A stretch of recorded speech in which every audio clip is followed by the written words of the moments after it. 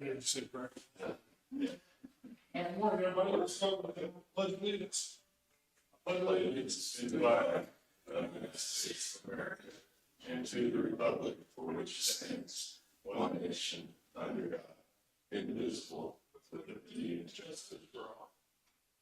God, thank you for the opportunity to gather and do county business today. I ask you to give commissioners wisdom and insight as they work to get the county. Pray you watch over all of our employees and protect them. Good service.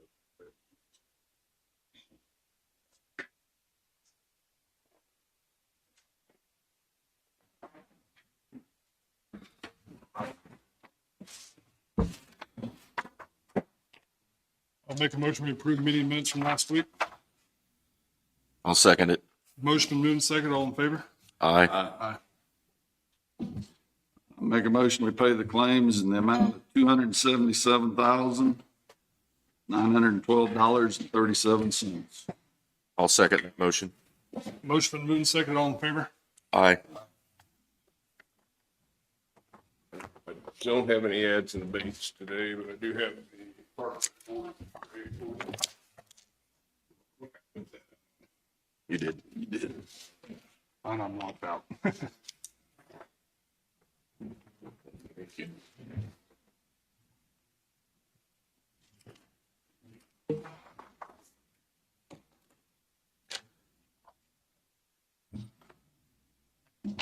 So for the 2023 park year-to-date report, the income totals for the month of April was $27,700.72.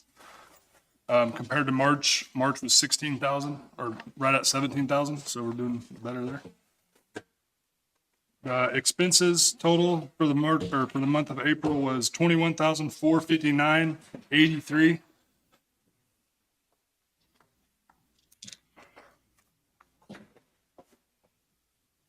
The income totals for the year to date is $74,039.94.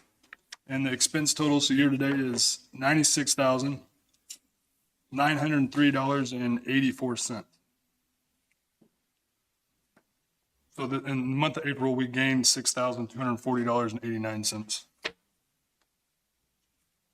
And we're just getting into the season where we'll start bringing in quite a bit more income up there too.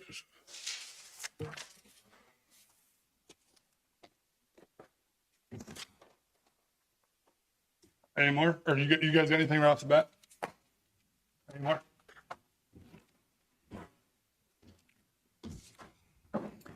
Good morning, Galen Anderson with American Medical Response. Our transport numbers for the last 7 days, we've had 16 transports, and then so far month to date, we're at 33 transports. So trending a little bit busier as we get into the warmer season. And then really the only other bit of news is we've always sent our ambulances for maintenance and repairs up to our internal fleet shop in Kansas City.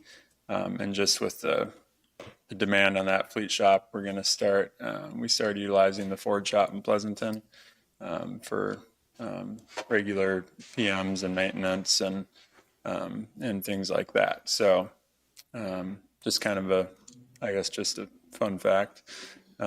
It's been helpful also for us not to have to shuttle the ambulances back and forth up to the metro area. So we started that last month, and that's going well. And it's nice being able to keep them in town, keep that work in the county as well as a bit of a benefit. Other than that, we continue recruiting for our open paramedic position, and I think that's all I have. Anything for me? I don't have anything. Thank you, Galen. Thank you. Have a good week. You too. Randy?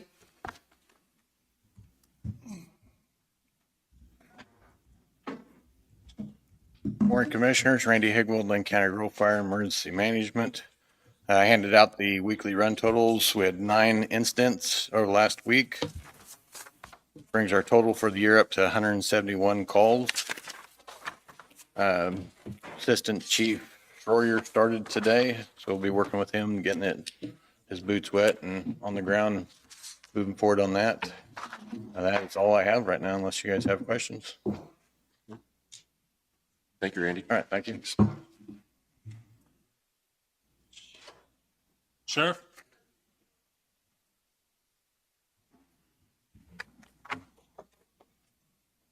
Morning, Commissioners. Kevin Friend, Linn County Sheriff. As far as numbers, 53 inmates in today. 29 of those are farm ins from other jurisdictions.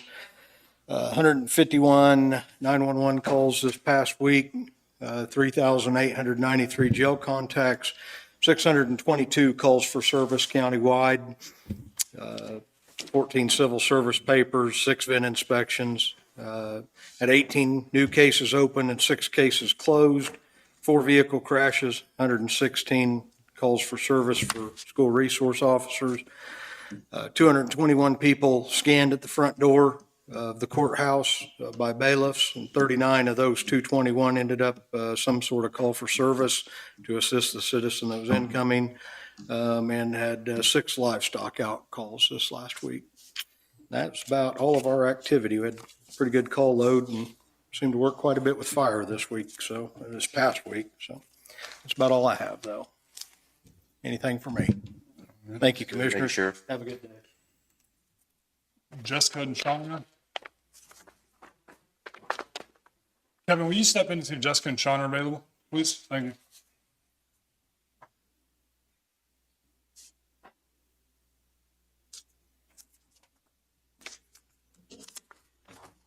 While you're waiting, if you guys want to just take a glance at that, I've got one copy of what I sent out to all the departments, the note about budgets. And I just grabbed the appraisers as an example, and up here at the top is where I've calculated what they should need for payroll for their, all of this year and next year. So it's just information you can look through.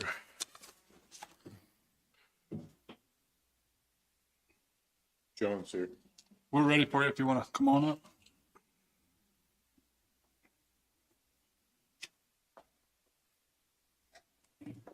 Sean West, Public Works Administrator.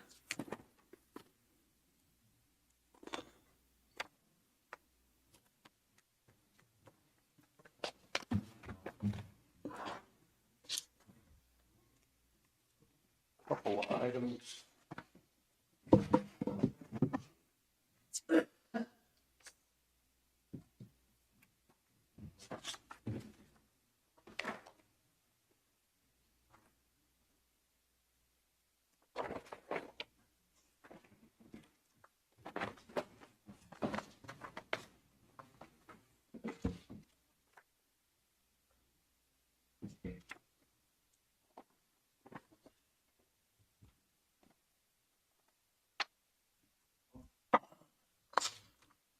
The cost sheets by task are one of the items I gave you. I also gave you a lagoon inspection report for Centerville, which Darren and I went to last week with the inspector.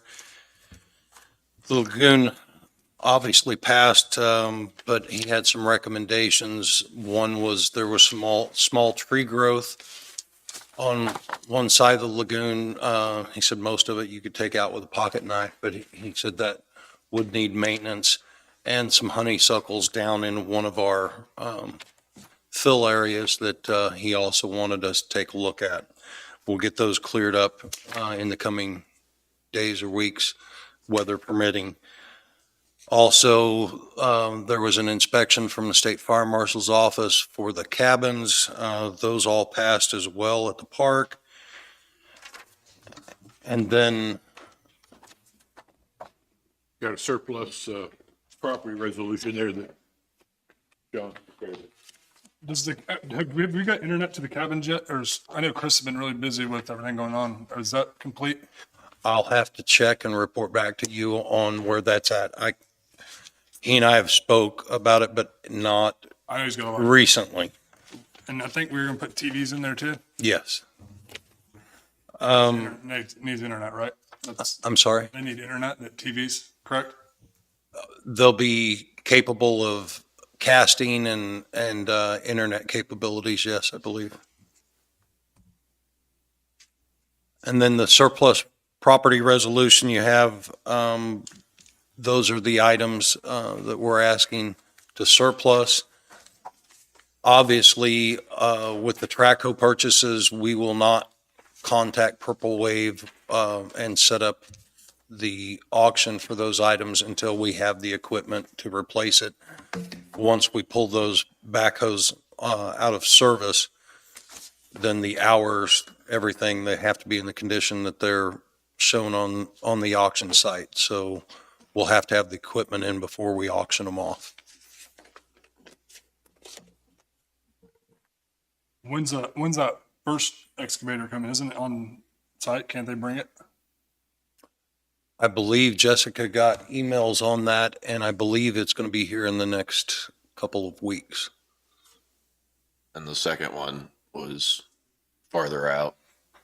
Not much farther out. I think we're looking at less than 60 days on that one, maybe 90 at most. Okay. So So if you're we, not going to put anything on until they both come in, or? well, if we get the first one here, I can pull the north shop backhoe. I can move a backhoe from Pleasanton over to the south shop, pull theirs, and start the auction then, Okay. until the Traco gets here. We put 2 boom mowers on there, right, also?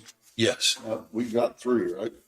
that's correct. Keeping one? We're keeping one. We have to mow lagoons, and there's other projects that we have to have them for.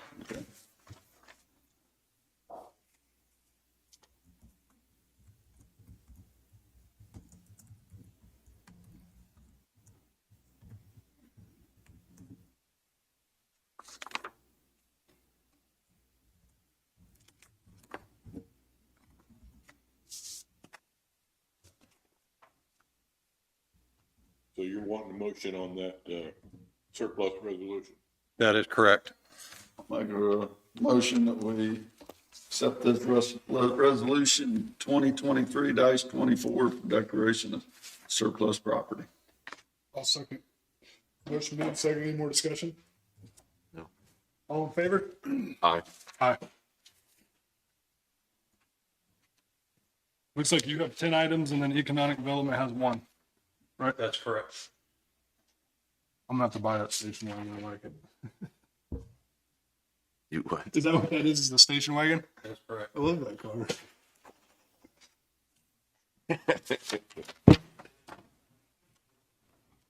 Take your kindergartner driving school.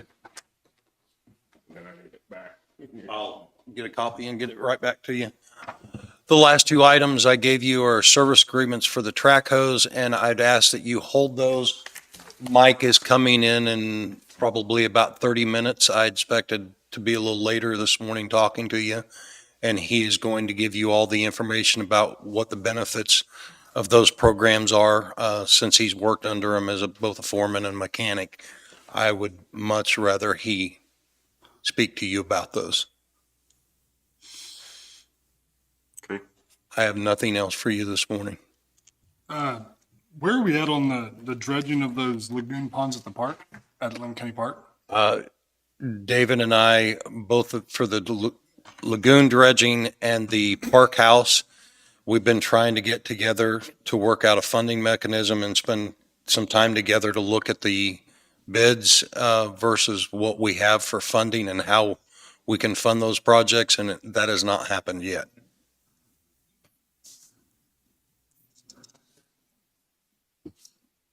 But as soon as we are able to meet, I'll come back with a plan as to how to finance those projects and present it to you. And as far as the swimming out there, I know we had talked here a few weeks ago about it. We're not allowing swimming this year. Is that correct?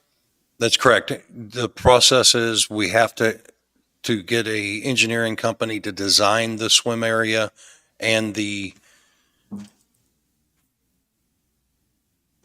not only to design the area for safety and for the runoff or erosion control, but then we have to take that plan, once we have it, to Evergy and Wildlife and Parks and get it approved. Once it's approved by them, then we can go and start the project, but we're still in the planning phase of that project.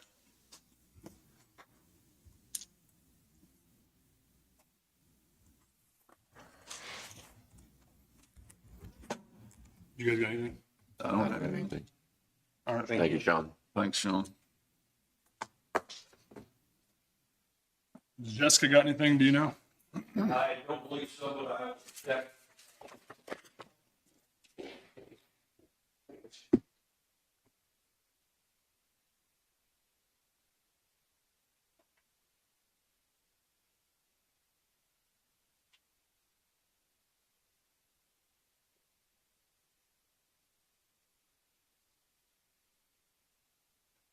No.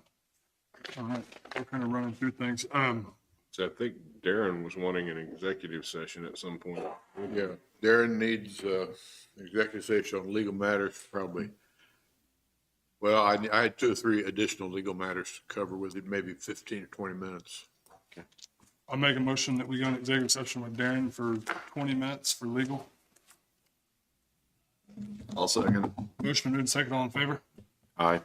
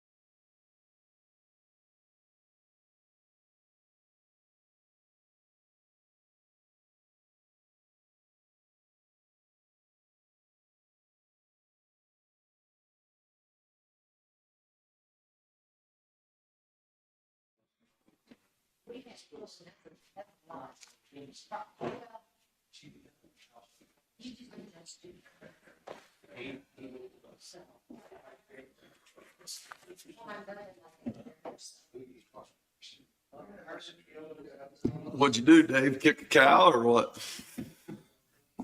Getting old.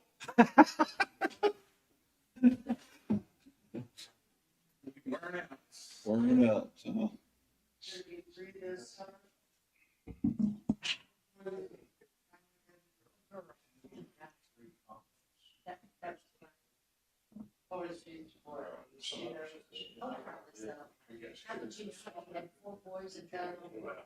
What just happened? Happens to all of us, doesn't it? We get to understand that. Not accepting it. Yeah. Some things we have no control over, do we?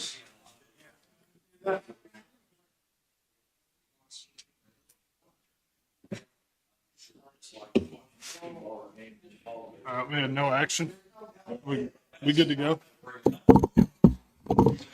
Sean and Mike, you guys want to go ahead and come on up?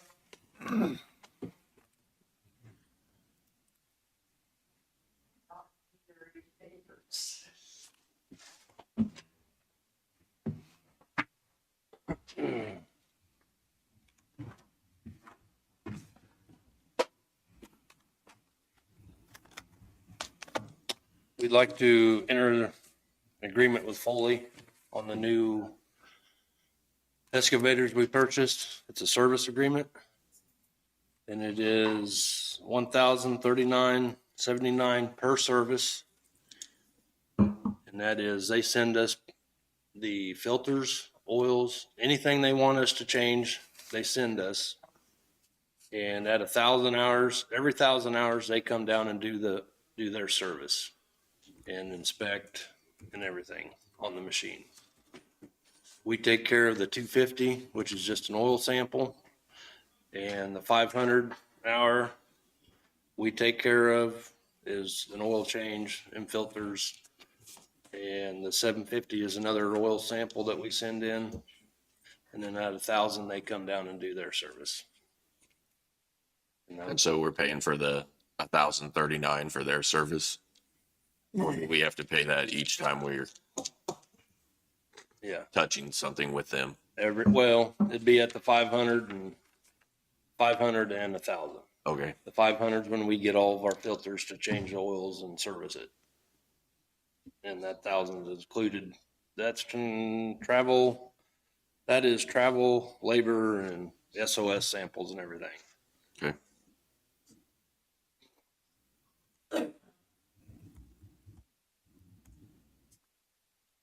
You'll notice there's two agreements, one for the 22 and one for the 23.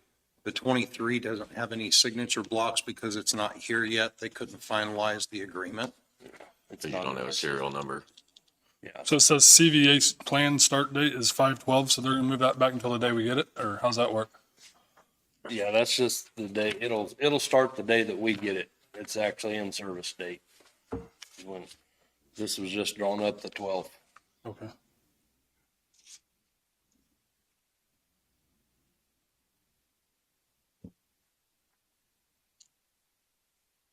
With the other agreement not finalized, still waiting on that piece of equipment.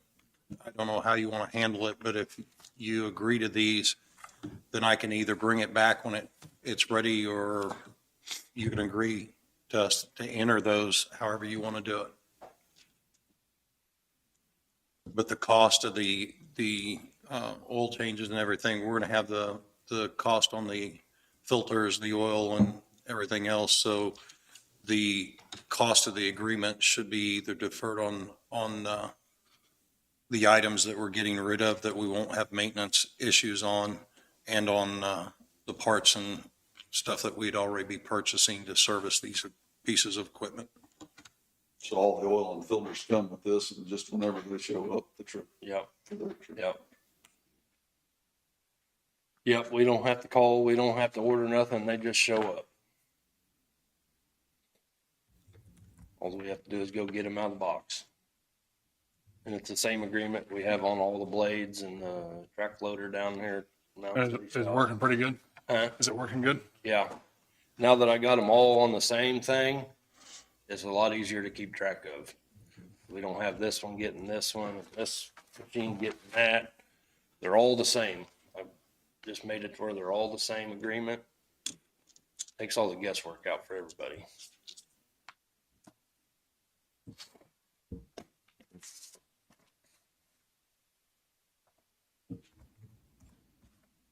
So Gary, how could we make a motion for that just to? Motion to authorize entering into those two agreements, and authorizing Sean to execute them when they come.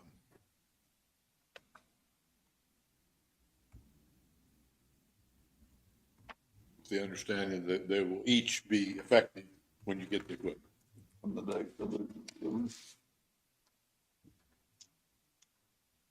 Here it tells you more. Bottom section there tells you more on what section. What they're taking care of and what we take care of. It's a little easier to understand with that one.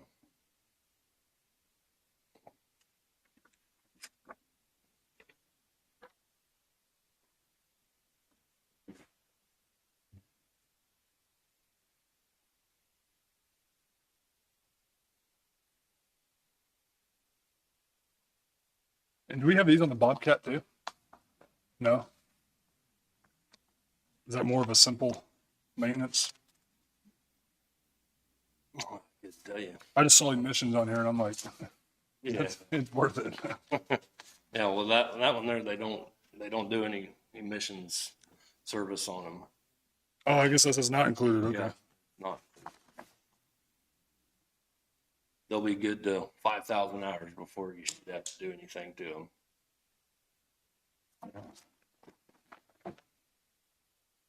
I'll make a motion that we enter into this service agreement with Foley Equipment to maintain the new excavators that we got. One starting, I guess they're both contracts will be effective the day we get them. And we allow Sean to authorize that. So that's my motion. I'll second it. Motion moving second, all in favor? Aye. Aye. Thank you. You, Thank you, Mike. Oh, yeah, probably. Do I need to sign these? Sign this? Since you authorized Sean, he could probably. sign that.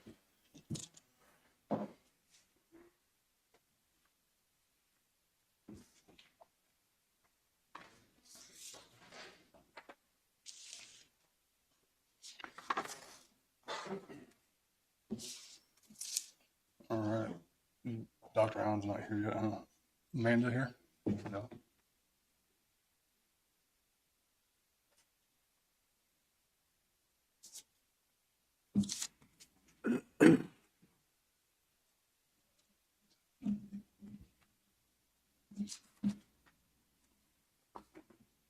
We're running a little ahead of schedule here.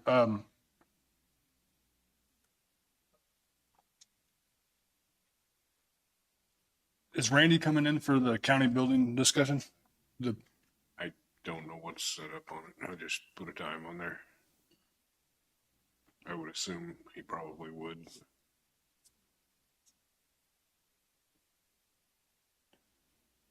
Didn't expect to get done with everything we usually do this fast, or we could have scheduled some of these people earlier. Not everybody's here for the planning and zoning regs, right? We got some more Well- people showing up. I mean, you could ask Darren to just begin going through them with you.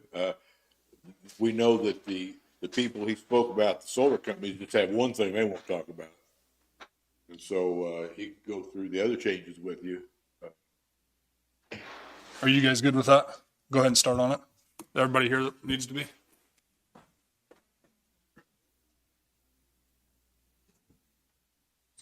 Since it's not a public hearing, there's no certain time we have to start it. say that again. I said, since it's not a public hearing, there's no certain time we have to start it. We can start it anytime.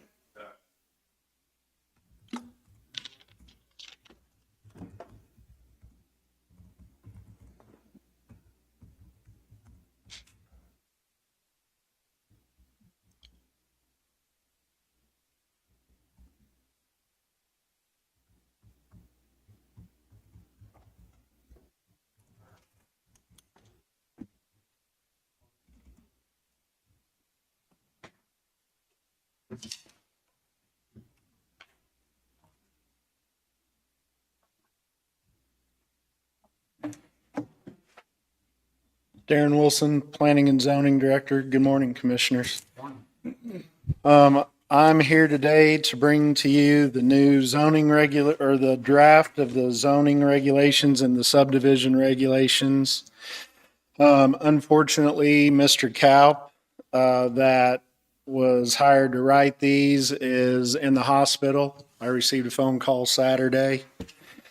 So he cannot be here for this meeting, so I will answer as many questions as possible. I don't know how much of those you guys have looked through.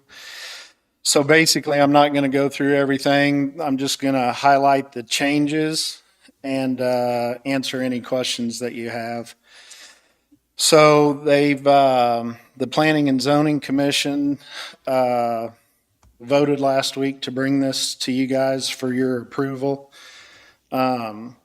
So there's new districts that have been added. There's the A agricultural district, the residential district, the RLC, the residential lake community district, and they've added that because of the densely populated area, basically because of conditional use permits. In our old regulations, the conditional use permit was for residential area. Well, you may have a residential area in the county that's 3 acres that you could do quite a bit on with a conditional use permit versus the same regulation applied for a residential lot in a lake community, but you're looking at a lot that's not even a half acre. It's 70 by 140. So they added that district to control conditional use permits. We've got the countryside district, which will replace the ag residential district. Commercial manufactured home park district. Industrial, light industrial, and I2, which will be heavy industrial.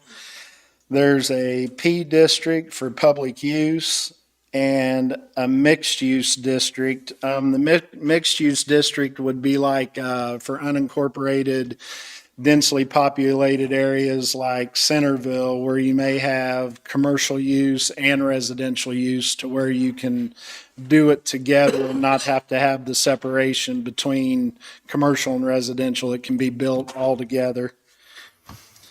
So that's all the districts. Accessory dwelling units. What that is right now, the way the zoning regulations are, that you can only have one dwelling unit per parcel, whether it's 1 acre or 240 acres.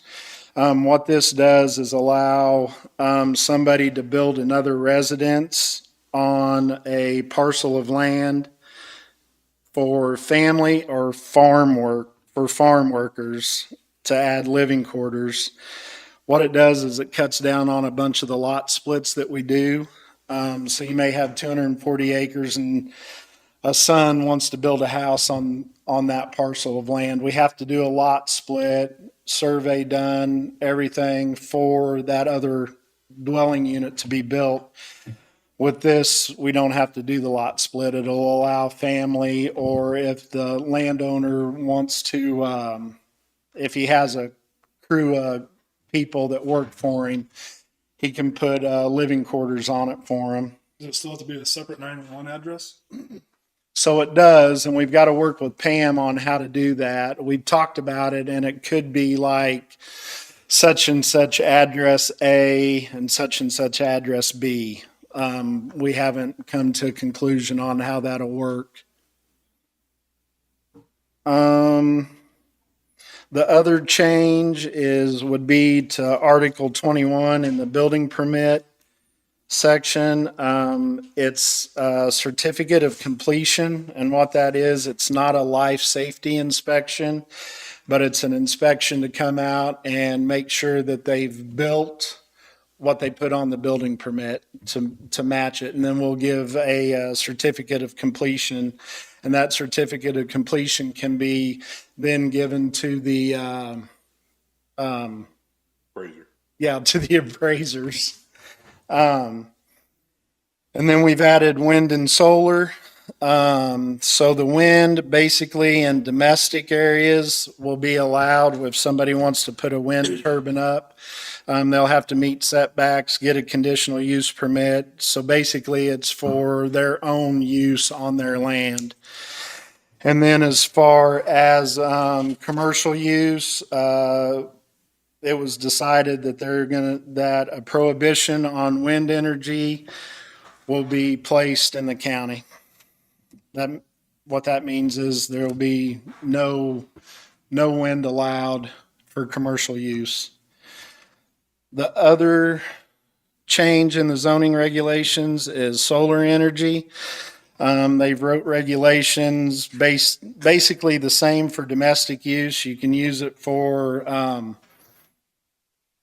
own personal use, and then there's commercial use, and there's two sections of it. It's broke up on an acreage limit. The big thing is on the commercial use is that they've put a cap of 4,000 acres countywide. So meaning that if a solar farm company came in and built a solar farm 4,000 acres, there could be no more built in the county. That does not include domestic use though.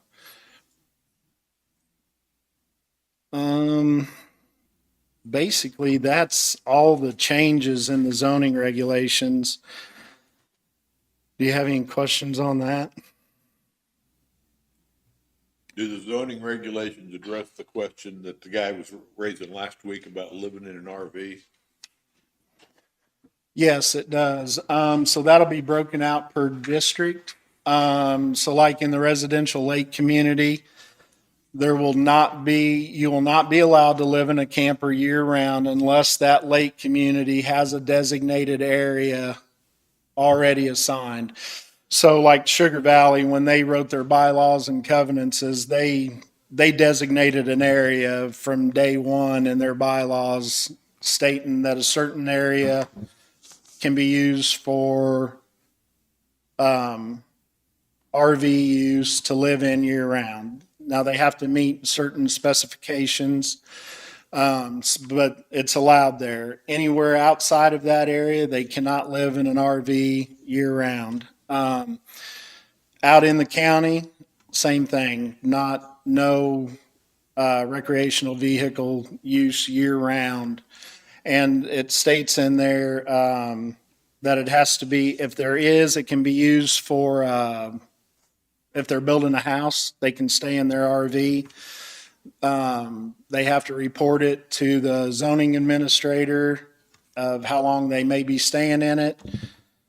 But other than that, it's prohibited. And so like on his instance, since they're already living there, it's grandfathered in under the previous or not? So it'll be grandfathered in. He'll be allowed to stay there. But the minute he moves that camper to bring in a new one, he cannot move a new camper in unless the lake community designates that as A year-round camper a area? year-round camping lot but the day that these are adopted by the commission, they cannot add area. So like Sugar Valley, and they're the only ones that have it. So they've designated their area. So once these are adopted, they can't come back and say, well, we want to add 5 more acres of our property for this use. That's not allowed. On the solar farms, on the bonds for the roads, as far as road repairs and things, what sets that? As far as So basically, it makes them cover road repair and maintenance while construction's going on. So they'll present a bond when they come in, and so the bond's based on the cost of I think demolition on deconstruction. And you'll have to forgive me. I've read them, but I don't know them by heart because we've been operating off the old ones, trying to enforce them. And these are subject to change until they're approved. So there's some stuff that I'll have to read to get the answers to you on. But to answer your question, I think it's based on the cost of the project of what the bond would be. And then, like I said, they've got to maintain the road, the decommissioning, that the bond's in place, that if they're done and they leave, the county's got the money to decommission the project. Where'll all that waste go if we decommission one? So there's places in the United States that accept this stuff. I think that we've made it to where it's not allowed to be put in our landfill. So we would have to find places to where it could be disposed of. And their bond covers the cost of doing that. Right. So I heard you say about the windmills. Do you feel like we're getting ourselves in trouble by putting a regulation of saying they're not coming here and instead of putting just really high regulations on it and saying, you can come here, but you need to do this and you got to do that? And do you feel like we're getting ourselves in legal trouble by telling them they can't come here at all? Jay Hall at the Kansas County Commissioners meeting, he talked about this briefly in his comments unprovoked, saying that, and he's the deputy director and general counsel for the Kansas Association of Counties. He said that we could be opening ourselves up to have our regulations challenged in the future by prohibiting them. Did you guys talk about that, or did you think about that? What do you guys think of that? I mean, yeah, if you would, if you just tell me your name and, and kind of what you want to say. Let me get out of your way. No, you're never being my way. I just need something. Hold on to you. Dave Berglund. And we discussed this in length. This wasn't something that was taken casual. As I remember, the vote was 5-4. So some people didn't feel, I don't think any of us wanted to put a welcome banner up for Winn. Right. But I personally have respect for landowners' rights. I have this respect for your rights as a homeowner, a lot owner, and I also have respect for people's rights who are farmers, ranchers, and investors. And, I've been around long enough to know when this ground sold for a couple $100 an acre. And people could barely hang on to it. And if they did and they got some opportunities, I'll have to share with you. I right now have 3 solar bids on my desk at home. I'm not interested. I'm a one-legged cowboy. I don't need windmills or I don't need solar. But let me tell you something. They are lucrative. They're very lucrative. And if were I to take one, I'd probably spend my money back in the county, But that being said, we discussed that in depth, and the vote went the way that Darren said. But I think that people that own land have a right to do with what they want, as long as they meet stringent restrictions and they don't interfere, with the guy next door. Now, I don't think as a homeowner you own the view of the whole county. I think I own the view of my property, as long as it's away from your property and not destroying the appearance of your property. So given setback distances and given bonds to clean up, we've had people talk to us about, we don't we put wind or solar in, we want 15 years before we put up a bond. We see that, we said, will that stuff last 15 years with technology? If new technology comes along and they can do it quicker and cheaper, we can't take a chance. We need that bond there from day one in case we have a failure. We're all subject to what happens in Washington. You know, I mean, we're living with ethanol because there's a 50% a gallon rebate from the federal government. You know, it probably wouldn't cash flow too good if it wasn't. So I don't know, but have I kind of answered your question? Yeah, just, You have some questions for me? what did Mr. Kalp think about, I mean, legal wise about doing that? I mean, what did he suggest? What I was his? can't speak for him except on my memory, sir. And as I remembered, he encouraged us to set up legal findings, distance setbacks, and stringent restrictions to avoid what you were talking about and what Jason was talking about. He thought that was a way to go, but I know why I voted when I walked through this door as a planning commission. I have people every day calling me that hate feedlots. People want to make feedlot people go into confined buildings. People want ratios, 1 cow per 3 acres, minimum grass height.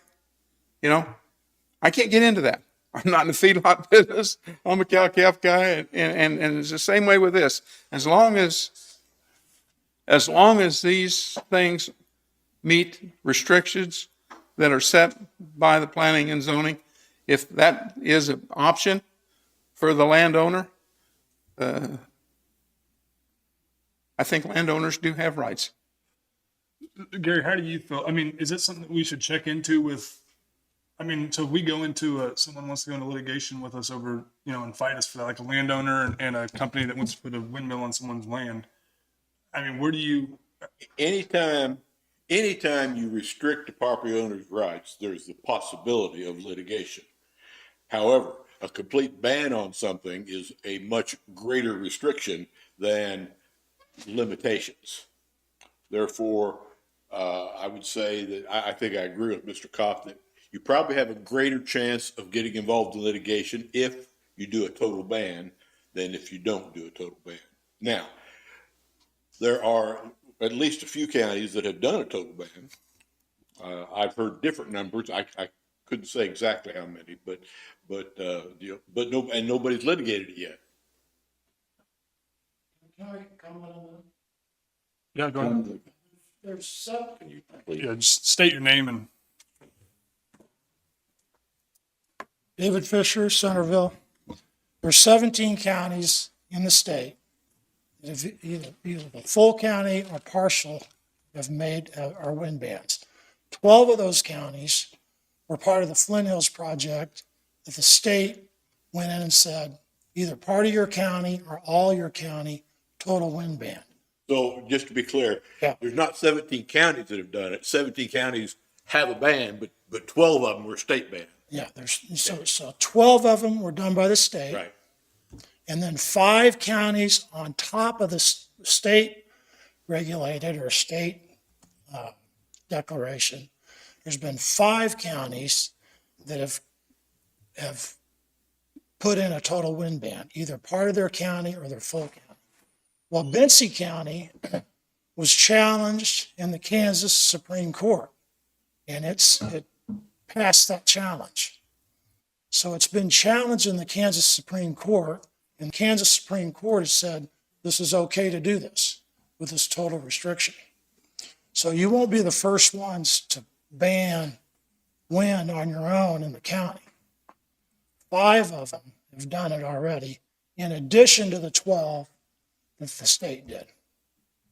And like at our conference, Jay Hall was talking about that situation right there. And he said that we still had exposure to possible litigation in the future, that it's going to get proactively worse as they start filling up the other places where they've put wind and they're trying to put in more in other areas. But there's also going to be more counties on top of us and others that are going to ban wind. I mean, you're going to have exposure to anything you do in here, Understand? anything you do. So we've always felt that this has been tested in the Kansas Supreme Court. It's passed.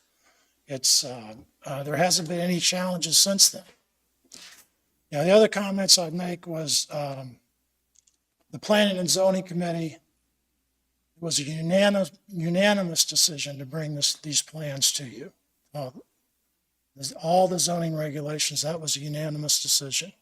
It completely supports the comprehensive plan. You guys hear about roads all the time in here. It's probably the number one subject. Well, the number one goal in the comprehensive plan is over roads or anything else is preserving natural beauty and open spaces. So this supports that. It supports the county comprehensive plan in many ways. But do you feel and I'm not saying I won't win or I don't, I'm not making that decision right now, and so no one ripped my head off about it, but Sure. do you think we could benefit if we had really strict restrictions in place to be able to, do you feel like that if we put really, stringent restrictions that we could benefit off of them windmills, like for our habitat around here, like money that would come to us, or like say, yeah, you can put a windmill here in the county, but we need 25 miles of paved roads, just an example like that. Do you Yeah, think that would be beneficial or no? In other counties, Danny, the county has not benefited that much. Wind projects will pay taxes and will make payments in lieu of taxes or pilot funds. So that's typically how they don't, usually you can't really get in there and benefit, like county as a whole and the land. It's not significant. I mean, they'll put up a $700 million project and pay the county $200,000. It's not significant. Our feeling is it would completely change the character of the county. And it would run away anybody that wants to come down here and what we're down here for is to enjoy the beauty of the county. But it would be a different story if property taxes were collected on these. They aren't for the first 10 years. There's zero property taxes. So the revenue benefit for the county is nil. And it varies from county to county. But for example, Coffee County, I think they get a couple $100,000 a year. Not sure what Allen County gets. So it's minimal compared to the disruption that it would have on the county. The landowner that has the wind turbine on his property is the biggest beneficiary.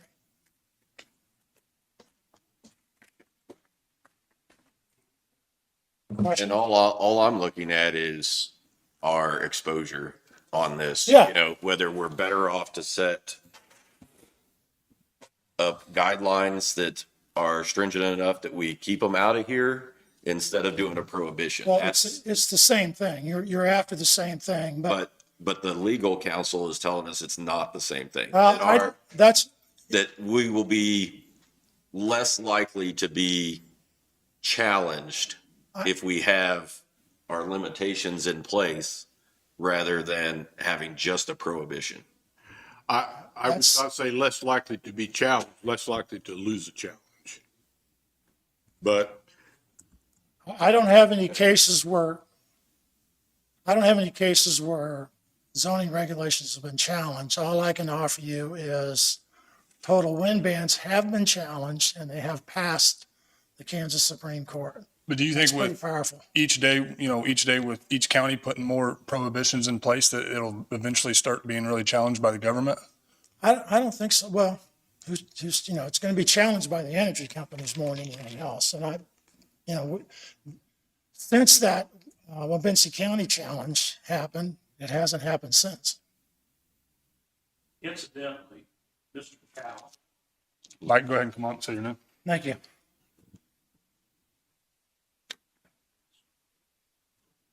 Mike White, Mound City, member of the Planning and Zoning Board.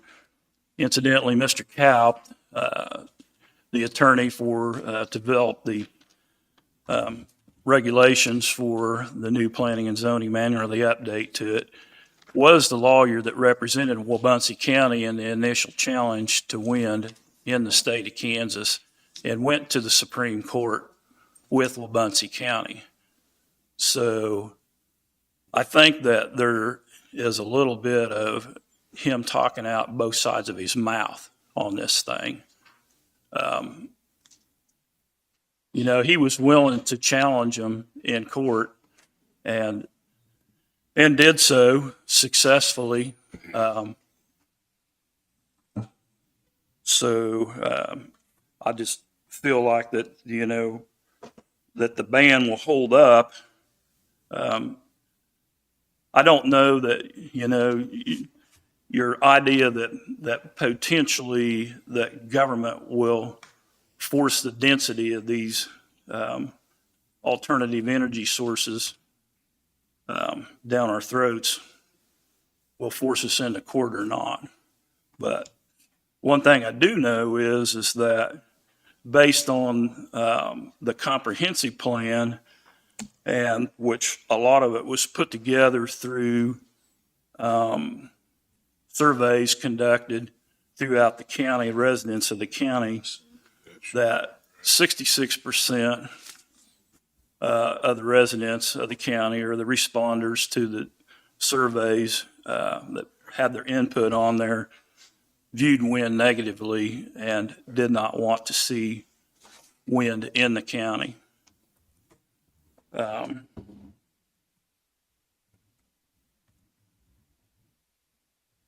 And they did view solar somewhat more favorably.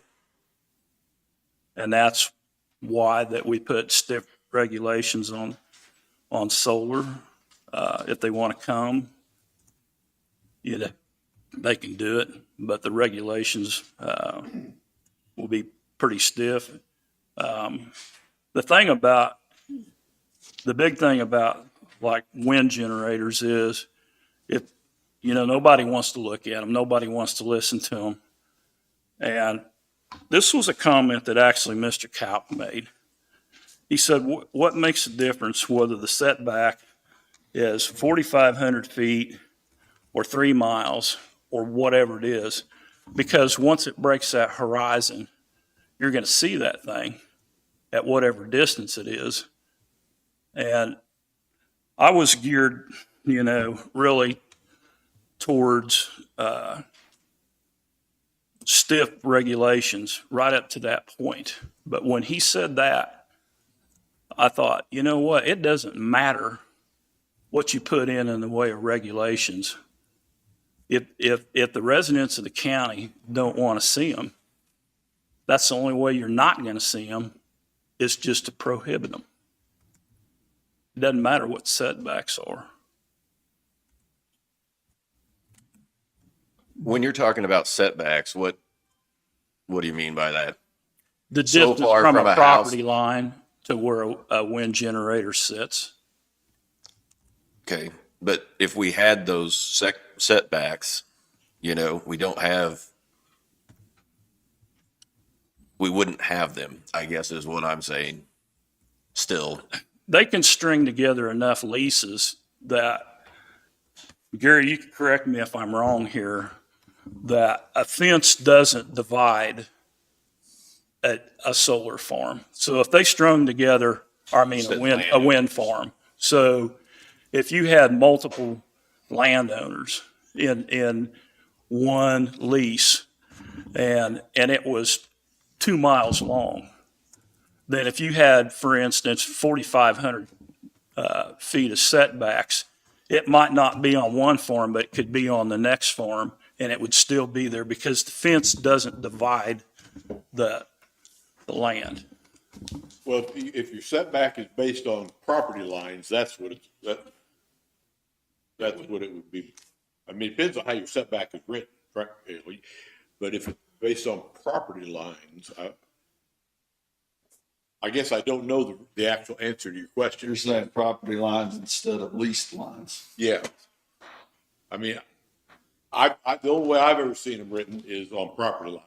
Now, if they're based on a leased area, like a district or something, then I suppose you could probably write it that way, but that would, as you're implying, that would allow a lot more. It'd give them a lot of leeway to Yeah. do what they wanted to do. And that's what they have done in other parts of Kansas. They've strung together, multiple leases that cross property lines, fences, and they got away from the setbacks that way, because I think a lot of those setbacks were based on roads, probably, but I'm not certain of that.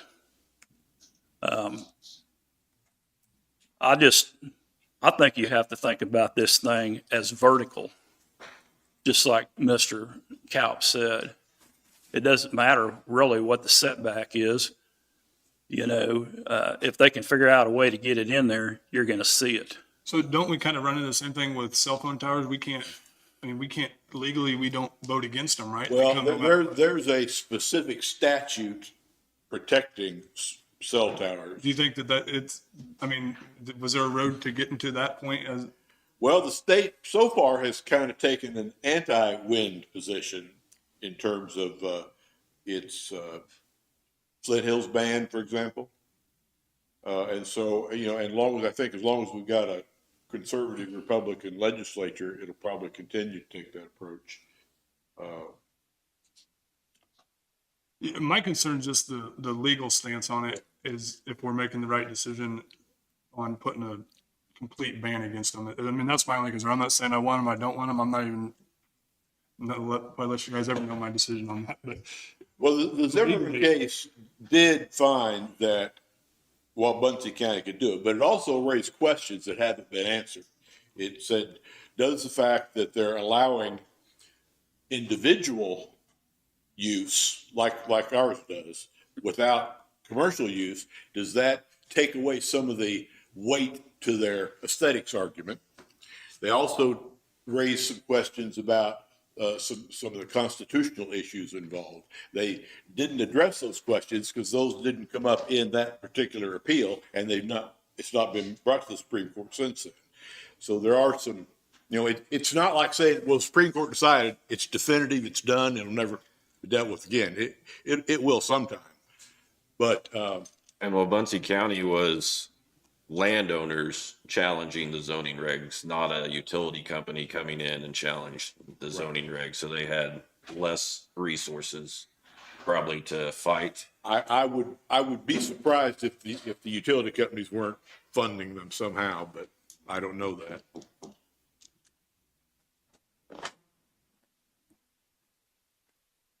what do you think, Jim? You do have time scheduled later to talk more about this too, and we've got a couple things on the agenda before then, and some. They're here, yeah. Well, it sounds like a subject that we probably need to put a little more time into. Maybe today, like I said, we're running a little behind. We'll probably pause this for a little bit if you guys are okay with that. You guys got any questions, we can come back. And are you good with that, Darren?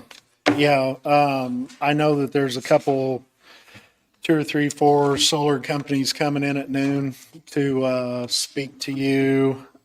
So I'll just be ready at noon. Thank you. All right, STARS program.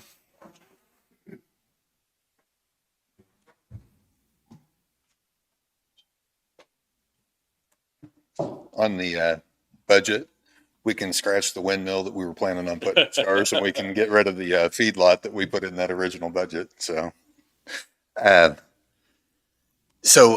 here. The instructors actually are available to ask questions if anybody has questions for the STARS. Thank you for Commissioner Johnson. You made a good contact with us next week that I think is going to be fruitful.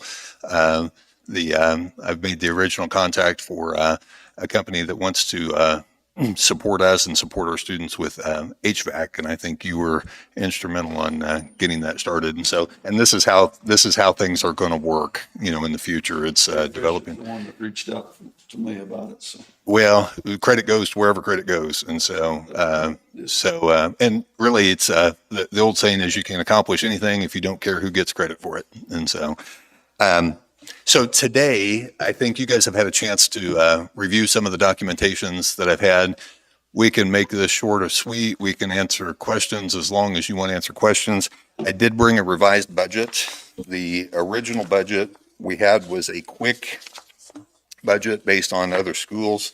Roy Wade has provided me with a copy of a budget for complete remodel, $347,000, which came in significantly less than a larger group. And I have a copy of that if you're interested. It's hot off the press. And so, and here, as long as I get that back, you guys can look at that. That's kind of breaking up what budget's for. 2 weeks ago, I asked for a mill with an idea of really making that campus something we're proud of. This kind of justifies, you know, I think that it's not something we have to do overnight. This can be a 3-year, this can be a 5-year, this can be a 10-year project. That's up to the individuals. It's how fast you want to get it done. From a STARS perspective, a pure STARS perspective, we need a classroom remodel. Does it need to be a complete overhaul? No, it doesn't. You know, it's really just how proud we are of, you know, STARS. And I'm proud of STARS. I'm proud of what we've done. I'm proud of the work we have.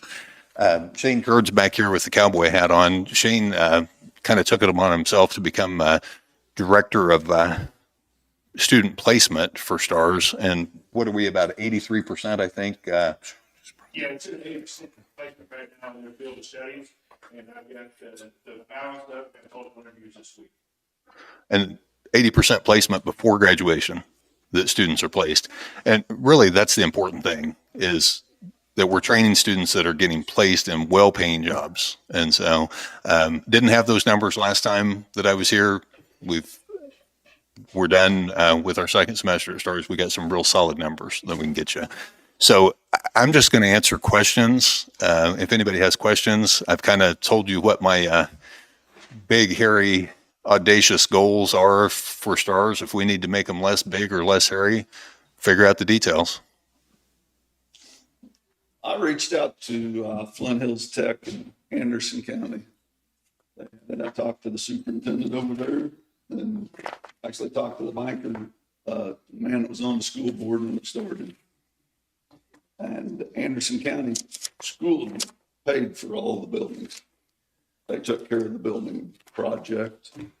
Anderson County School pays nothing. Now they provide the building for them. Anderson County Commission pays nothing to their program. We actually have kids from Prairie View going over there this year, is what I was told. To Garnett, I think is where that's at. Is at Garnett. The Linn Hills Tech and Neosho County Community College have a joint program there, but the county pays nothing to that program. So we based ours off of CTEC in Crawford County. Crawford County, the director was going to try to be here today to kind of explain. This week, what? Chris? Yeah, good. So he was, so good. Thanks for doing your homework. Chris was part of Crawford County coming on board, and then Crawford County got the casino, and the casino took over the funding as part of their documentation to get started, you know, with the casino for 10 years. And so, Like a 40% sales tax or something off the casino, I think. it's a set, my understanding is it's a set amount. And so it allowed them to, their campus is beautiful. It's a huge warehouse, and they've got separate little classroom space and things. So while I agree with, with limited funding, as much as we can going forward, we have what we have. We've done it for a year. I've got the instructors back here that, without their support, without their tools, without their expertise, not just in teaching the class, but with their tools, I don't know that I think it's sustainable. I don't think it's a sustainable program with the way we have right here. It's probably the only community college campus in the country that had a licensed physician and his wife as a janitor. That is not sustainable. I'm telling you, I know the guy. It is not sustainable. And Anderson County may be a little different. I don't know how many school districts they have in Anderson County. The larger districts, they may have a little more resources. Where we have ours is in a smaller district with less resources than Anderson County is going to have. So it is the benefit for the county. The county will get tangible benefit from this. If we can take this to the next level, we've got a benefit on workforce development, and we've got a benefit on housing, plus the smaller projects, the bus stops and some of the other smaller projects that we've done. And so, What's the option of the other school districts helping this? I mean, what school districts?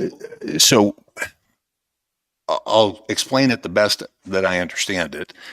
They can support things that are not concrete. They can't support building structure. They can't support other things. And there may be some level of support. I know it was like the utility bills. I think the plan was that the other school districts were going to support and pay in the utility bills. We got started. We just need to figure out what the next level of the budget is. And the original talk, which was just talk, was the percentage of your students that come, the bills will be split up, by the original percentage. We did this very cheaply this year. Very, very, very inexpensive. That is not sustainable. And so we've just got to figure out a budget. And it starts with, is the county willing to get behind this? And if they are, then what do we need the schools to do? And so, and we've got a year under our belt. We've got a real product that we're turning out. We have over 200% increase in enrollment, and I don't have classroom space for these kids. And without a little help, it's going to be a struggle getting classroom space for these kids. And so now, can we do it? Yeah, we can do it. Phil back here was teaching class in the wood shop. It's got the kids in the wood shop taking computers. Is that something we're proud of? We got to figure that out. It's just because we can do it doesn't mean we should be doing it that way. Is that something that we want sustainable? That somebody comes in from an industry, which you made us a good industry, and he sees kids back in a wood shop taking classes and no real classrooms. It looks like an old car dealership. It's going to make it harder to get support from the industry if we can't get behind our own kids. And so that's an opinion. That's not a fact. That's my opinion. And I've talked to a lot of people in the industry. I've had some, and it's like, it's a work in progress. My new favorite saying has become, Rome wasn't built in a day. It takes a little time. And if we want to do it in 3 years, that's kind of what I give it in my budget. If we need to stretch that over 10 years, figure that out. We just need some direction on where to go, how much to ask for the other schools, getting behind it and going from there. So we initially talked about, or we just kind of threw around the idea of 1 mil was equal to how much money per year, David? This year, 1 mil is $320,000. And I'll have new values in a couple of weeks, and that number will probably change at that point, but I don't know what it's going to be yet. And forgive me for not knowing what to ask for. I don't know what to ask for. I had some rough ideas. Now, this is important. This is not going to be me making decisions on what to do with this money. This is going to be me starting this process. The board that will be representative from the whole county will be making decisions on, okay, this is where we think it's important to spend the money. And so, and it's really about getting good paying jobs. So, should you guys mind if Shane jumps in? Yep. That's fun. Shane Kern, I'm the welding instructor over at Stars, like Doc said. So I've been interviewing all the students there, my juniors as well as my seniors, and I want you to understand something. I know there's other programs out there. I looked into those programs, and you asked several of those students where they went. They may have taken the welding class, and they're working at Marley Cooling Towers on a machine on a machine press. None of those. I bet you they don't have 15% of their students that took their classes.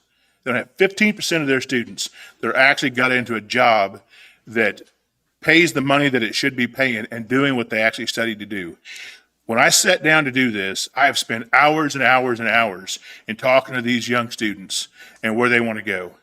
I have all these guys, they all have one thing in common. They all want to live in Linn County, and they want to drive somewhere and get a job, or they want to work here in Linn County. I've got students that want to go out and I've got guys signed up in the pipe fitters, local 5-3 pipe fitters. I've got guys that's headed into 314 sprinkler fitters. I've got a young lady working for the only senior we had this year in heavy equipment. She's going to go run heavy equipment. We have got placement.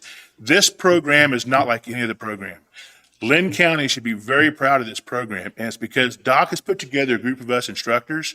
We're not just teachers that did this once in a while. We have over 100 years of experience in our teaching faculty there. There's not a teacher amongst us. We're all tradesmen. And I can tell you this, going forward, we're going to have county employees. You're going to have qualified people coming to you. We're going to have police officers. We're going to have forensics people. We're going to have EMTs. This community is going to prosper a huge amount. I've got some kids that they don't care if they ever see what's on the other side of Linn County, Kansas. They want to live their entire life right here, and they want to work right here. We just need some help to get qualified individuals that we've homegrown right here in Linn County. And a lot of those kids are going to stay in Linn County. And your hiring issues, you give us 5 years and some facilities and some support. I really believe we can fix the hiring issues in Linn County. We'll not only have the best trained young people out there going into the workforce, but you're going to have the best employees there. That's how I feel about it. So part of the budget was, like, Shane took his group out to Western Kansas and competed, and that really gave the kids confidence from where we were at. And Anderson County, they didn't even show up. They don't even show up to competitions like that. And we didn't go out and show up. We went out, and now everybody in Western Kansas has a star in the middle of their dartboard. We are now the target. In 1 year, we are the target, with going there.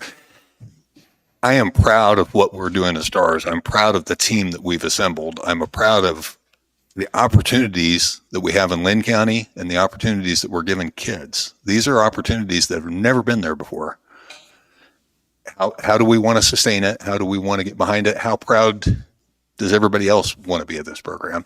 Do we want a facility that looks like an old car dealership, or do we want a facility like Neosho County has in Chanute? Beautiful, beautiful facilities. I've looked at these other facilities. They're fantastic. I want to be proud, but I can make do with less. I can. It's just got to start somewhere. It's got to start somewhere. And the devil's always in the details, and I'll help sort those details out if we start somewhere. I've got 2 letters of support if anybody's interested in hearing the letters of support. And I think Phil wants to chip in a little bit if you guys are okay with that. I'm Phil Mitchell. I'm the heavy equipment operator over instructor. I'm very proud of the program we're getting started. We've got a long ways to go. We need a little help to do it. I love the kids. I love working with them. They're very neat. I relate to them very well. For an old man, I love being with them and being able to stay calm and help them learn pieces of equipment. And it's not only equipment, they've learned a little bit about welding, they've learned about HVAC, because it's kind of a neat school that we've got that we combined together. Like when we had our simulator that was donated from CAT for about 3 weeks, all the kids was able to get on there and operate them. So it's a little bit of knowledge they're going to have that they may like doing it. So it's going to benefit the county, because if we get some, just like Jay's saying, if we got kids that want to stay in county and they're a real good operator, and they can be able to come to you and be able to operate starting out and not be through a big, long period of wait time to get them trained up to where they need to be. And I think that's going to be a big benefit. It's not only that, it's going to be kids that's got good knowledge that makes good hands. And I think that's what we need to strive for. And the main thing I love about it is I got every school in the county in there, and some starting to come out of up north. But I tell you what, it's neat because it's a Stars building. It's a Linn County school, not a Jayhawk, not a Prairie View, and not Pleasanton. It's a Linn County school, and that's what I'm very proud of.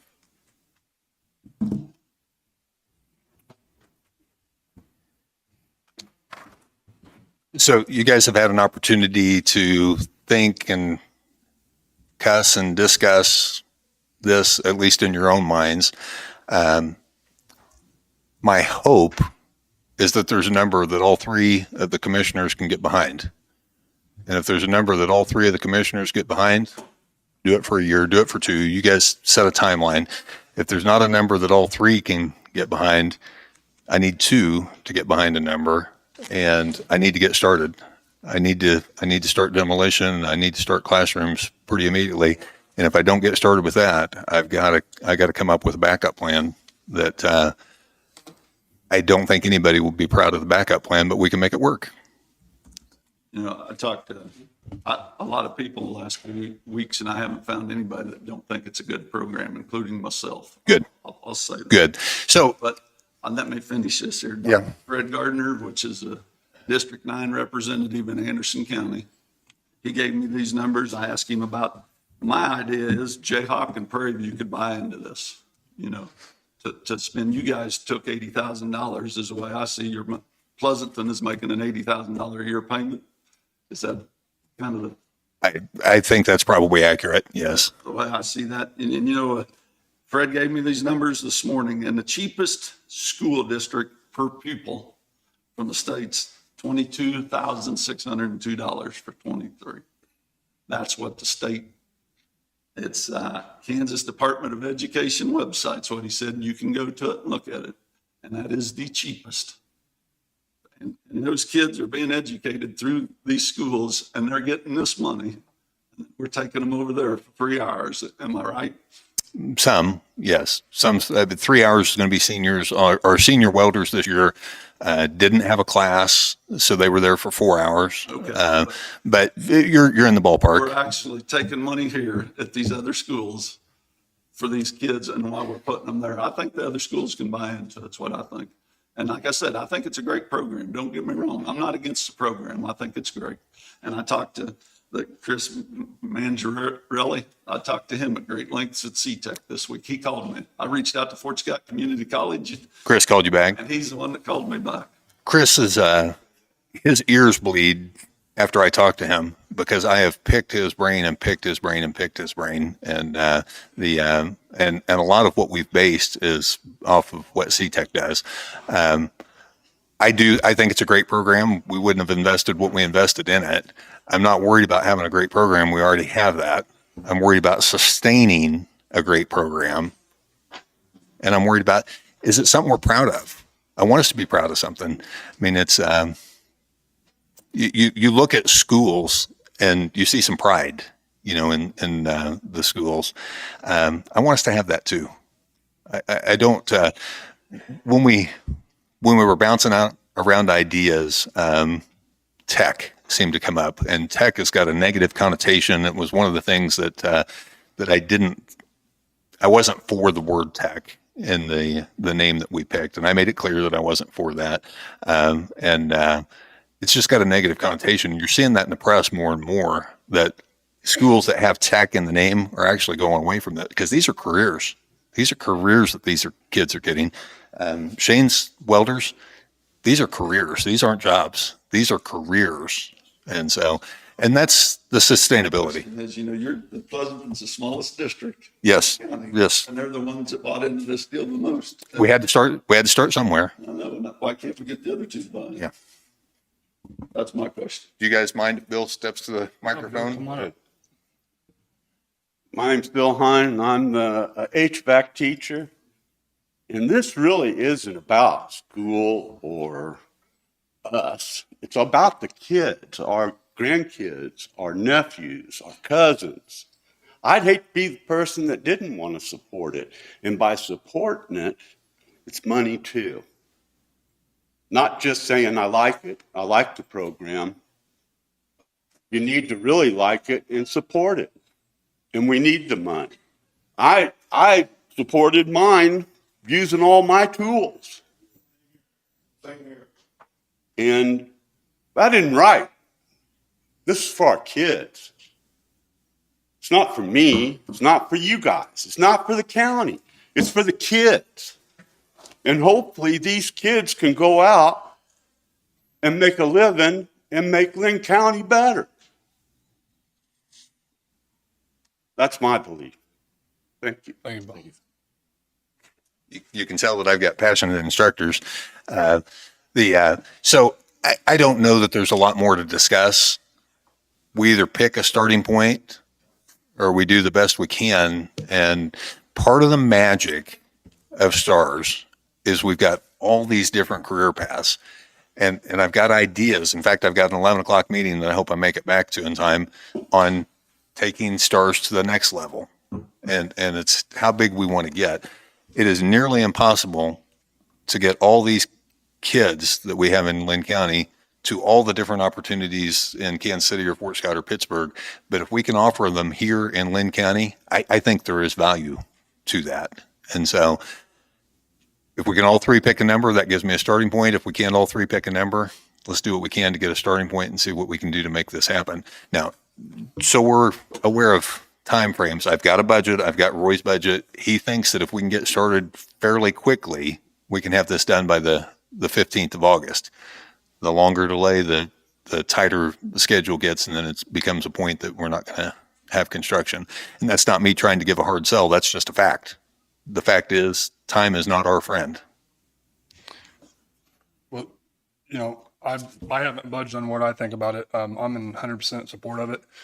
I went to a trade school myself and got a degree at it, and it was great. There's a program we support. I think we try to bring Linn County kids back here to work or something. I can't remember. You'd have to have Jessica, but I think this is more important than that. I mean, it starts here in Linn County with the kids, and I mean, until the day that I'm not sitting here anymore, I'm 100% support of it and do anything I can to help it. I think it's one of the most important budget items that we should have on the list. So I support it 100%. And this budget season, I would. There's some stuff on there I kind of shake my head on why we even fund it. But this year we're going to change that, I think. So move some stuff around because I really want to support this program.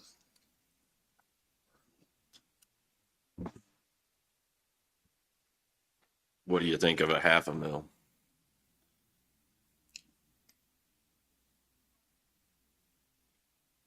$160,000. How would that do for you? $500,000 gets part of what I need accomplished. $500,000 gets me started. Are you thinking 1 year? Are you thinking 3 years? Listen, what I'm trying to sell you is an abstract idea. I brought as many facts to the table as I could bring the facts. I brought students last time. I brought instructors. They were too busy teaching last time. I brought instructors this time. It's still abstract. It is still a work in progress. A $500,000 gets me started, but a $500,000, I'm going to be in debt just paying for the remodel. I won't get the inside of the remodel then. I'm fine. It gets me started. But if we just do 1 mil, you're not going to get that 347,000 either. No, that's right. I mean, if we do a $500,000 for 3 years, okay, I can get my remodel. We can get that started. I won't be in debt. If we do a $500,000 for 1 year, I'm going to get half a remodel. Right. And it's a starting point. I'm not telling you I don't like it. I just need a starting point. If we get a $500,000 and we say, okay, Jayhawk and Prairie View, we need to get creative with your budgets and how can how well can you support us? And they've done well. Jayhawk and Prairie View both got behind our CDBG grant that we wrote that we're waiting on. They got behind it. I think there's buy-in, from the other schools. Yes. Yes, I do. I think they're limited. Yes, we can. We just need a starting point. Just give me a starting point. And if it's a $500,000, if that's what you're comfortable with, that's a starting point. I'm good. I need a starting point. And Jay, I am thinking that it needs to be multi-year because, looking at your budgets and your requests and things that way, it's going to take us time to do this. So the $500,000, it's going to be tight sending kids to competitions. My ask for $1 million was I'm sending my HVAC kids to Skills USA. I'm sending my welders to a welding competition. I'm asking for a lot, but I'm expecting to give you a lot. I'm expecting to give these kids a lot. And I don't know. Shane set the bar pretty high last time. It's going to be hard to top that bar again, but we're going to try. And it's just, is there a value behind going to those competitions? Is there a value to the networking? I went to them. So, I mean, I know personally, so. So that's the difference between a mill and a half mill. This is somebody that I've spent a year thinking about this.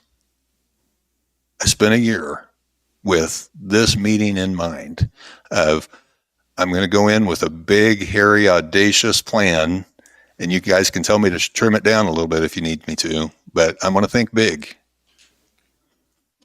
Have you guys talked to Evergy? Because I mean, if we do levy taxes on this, they're going to be picking up a major part of that as far as getting them to partner or anything along Well, those that's what I lines. want, that's what I wanted to address the board about. We need help getting started. When I get started, guys, I'll bring in different companies. If the county would come in and get us a start, just like Dr. Allen here has suggested, if you'll get behind this, Jim, and you'll help us get started, we want to become a sustainable program to where we can self-sustain, but we have to get to a point to where guys walk in are impressed and want to invest in this. We need the county to help us get started. Do we need a mill every year? Probably not. We hope not. I mean, that going forward, I believe we can get some corporate backing on this. I believe I can get several different contractors. I have talked to 51 contractors, whether they be mechanical contractors, sprinkler fitters, electricians. I've talked to multiple contractors, and they're all waiting on one thing. Let's see what this becomes. This is our first year. Let's see what this becomes. Like Dr. Allen has said, we have several people we want to bring through, but we want to have a more completed program. If you'll help us get started, we just need to pick up the prime. Once we get our pump going, I think we're going to be good. We're just here to ask the county, and a bucket is great. A cup of water is great, but we need a flow coming in that we can get this up and going. And I have 100% faith in Dr. Allen that I have 100% faith in myself for getting our students placed. I have faith in our instructors, the group of instructors we have together, and I have complete faith in Dr. Allen in the budgetary needs and the business side of this.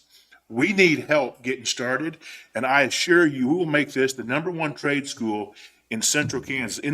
Our goal is to make this the best trade school, the best training facility in the entire Midwest. We want to put Linn County on the map. We just need a little bit of help. If you give us a little help, sit down and watch what we'll do for Linn County. David, would it be out of the ordinary if we budgeted 1 mil this year and then we reassessed it next year to see if that's what we want to continue to do? Or, I mean, do we typically? Well, this is something totally new for us anyway. You guys can budget however you want. It's technically, every budget is a fresh look. Yeah. You actually can't commit funds beyond the current budget year, anytime, with very few exceptions. You can say, we intend to do this, or we think we'll do this, but frankly, you're only allowed to commit a year at a time. Now, if you say to them, we're going to give you $1 million this year, we will seriously look at whether you need $1 million or $500,000 next year. You know, that's good, but that's not the same thing as being absolutely committed. So just so we're clear, the question about, have I talked to Evergy? The answer is no. I've talked to you guys. This is Linn County. This is Linn County benefiting. Do I think Evergy is going to get some benefit? Oh yeah, they're going to get some benefit out of it. Are they going to be able to measure their benefit in nickels and dimes? Probably the people at Energy will. I'm not smart enough to do that. I'm not good enough with the accounting to do that. But all of the industries I've talked to, I've had zero that aren't behind the idea of what we're doing. What we have is a little bit of magic in the bottle. By offering all the different career pathways, you've got kids that don't know what they're interested in. They can come experience 7 different pathways. Next year, it's going to be 9. I'm working on number 10 today, that they've got all these different pathways. So I'm going to pick on Shane. Shane's been up here a lot. If you offer welding, you can have the best welding class in the whole country. A kid that's going to take that class is going to take it not because he loves welding. He hates high school. He's going to take welding because he hates the high school classroom. He hates the environment. When you offer 7, 8, 9 different pathways, chances are you're going to make a connection with the kid. And that crossover between Phil and Shane and Bill and all these guys crossing over, that's magic. That's magic. Do I need a mill to get that magic? No, we did it this year with almost a little budget. Do we need something sustainable? You've seen the gray whiskers in here. I got mine shaved off. We got a lot of gray whiskers. Guys like Phil and Bill and Shane, they don't fall out of trees. And so, and it's going to come a time when we're going to have to get instructors, and the instructors aren't going to want to bring their own tools. The instructors aren't going to want to invest what my team invested this year. The passion, the tools, the knowledge, and so sustainable. So we got to build the program, we got to build the facility, and then we just need enough to sustain over time. And so to answer your question about the one mill's great. I can do a lot with a mill. Can I do a lot with a half mill? Yeah. Can I make a quarter mill work? I can. This is what we're going to give up by making a quarter mill work. And so starting point, I'm just kind of hoping when you guys would make a motion, and I could walk out here with an idea of planning for this. And I don't need to do this overnight. Rome was not built in a day. We don't have to build it in a day. We just need a starting point. One thing about you guys asking about Evergy, yes, they have already contributed to us quite a bit from the plant. They have committed and going to help us more with the welding program, because that's what they can do more, because they can take some of their stock and donate it to us, and they have. They sent us pipe, they sent us a bunch of welding rod. So yes, they have. I'm actually going to go talk to them and see. They're cutting down on their welding some, so I'm going to see if they got welding tables and stuff to help us out, what they can give to us. So they have helped us. All support on there, not that's true, Right. I'm in favor of a mill this year and reassessing next budget season. I can't talk for the department heads, but I've had a few of them talk to me, and I think some of them are behind the scenes trying to help figure out ways to save money to help for this program. I can't say it's just for this program, but I know there's people out there pushing really hard to save money for the county, and I'm not going to say any names, but I think that's kind of what their thought is. Just an example of 2 weeks ago, you guys had some surplus material in chairs. It's going to work perfect for us. All support is not monetary. You know, these little things and getting department heads thinking about us, these are things that can sustain going forward, that when I come back next time, I can say, hey, look, we're good. We're good. We got to get to that place, and we got to figure out how long we want to be. I think the important thing for you guys is those competitions are expensive. They're going to be expensive. It's going to run about $200 a day per kid, and I'm going to have over 100 kids next year. You know, it's now we're not going to go, cut the fat hog when we go to these competitions, but they are expensive to go to, and that's the difference between a mill and a half mill. That's the real difference. If there's value to it, vote your conscience. If there's no value to it, we'll make do. I'll make a motion that we put forth 1 mill this coming budget season for the STARS program in Pleasanton, with the understanding that you're going to put a board together. I would like to see if you guys are okay with it, I'd like to see somebody off the commission sit on it as a member. And I would like for you guys to come in and visit with us quite often. I mean, not every week, you don't have to, but maybe once a month, let us know how things are going. Happy to do it in person, or send pictures. You guys tell me, how it works, and I'm ready to sign up the commission member today. So Danny, with your motion, you said for the next tax, so you're talking our budget year of 2024 that we're getting ready to budget. That we're getting ready to budget for. Okay. And we run calendar year with budgets, so we wouldn't have that until January. I'm good with that. Good with that. Mm-hmm. And that's my motion. I'll second that motion. Motion been moving second. Any more discussion? I'd like to see the schools, see what they buy into it a little bit first myself. With the starting point, that'll be my next thing that I work on. All in favor? Aye. Aye. Opposed? Aye. Motion carries 2-1. Thanks for your consideration. We also have hey, Dr. Allen, we also have a resolution for you guys, number 2023-25. It's a declaration of surplus property. We wanted you guys we're going to donate it to you. It's approximately 40 bench seats, and 12, pedestal chairs from over here at the old district courts. So I'd make a motion that we, pass this resolution. I'll second it. Motion been moved and second. Any more discussion? All in favor? Aye. Aye. And for the record, I will be back working on other grants. I'm gonna get creative with something. We'll be here pretty often, so, and I will be as creative as I can to get a support. If you guys, someone want to probably get with Sean on this, Yes. I'm sure he can take I care of think it. I gave you guys, do you mind if I take those back? Yep. Files that I'm gonna use for something else. Thank you, guys. There you are. Thanks, guys. Thanks, Jake. Thank you, I appreciate it.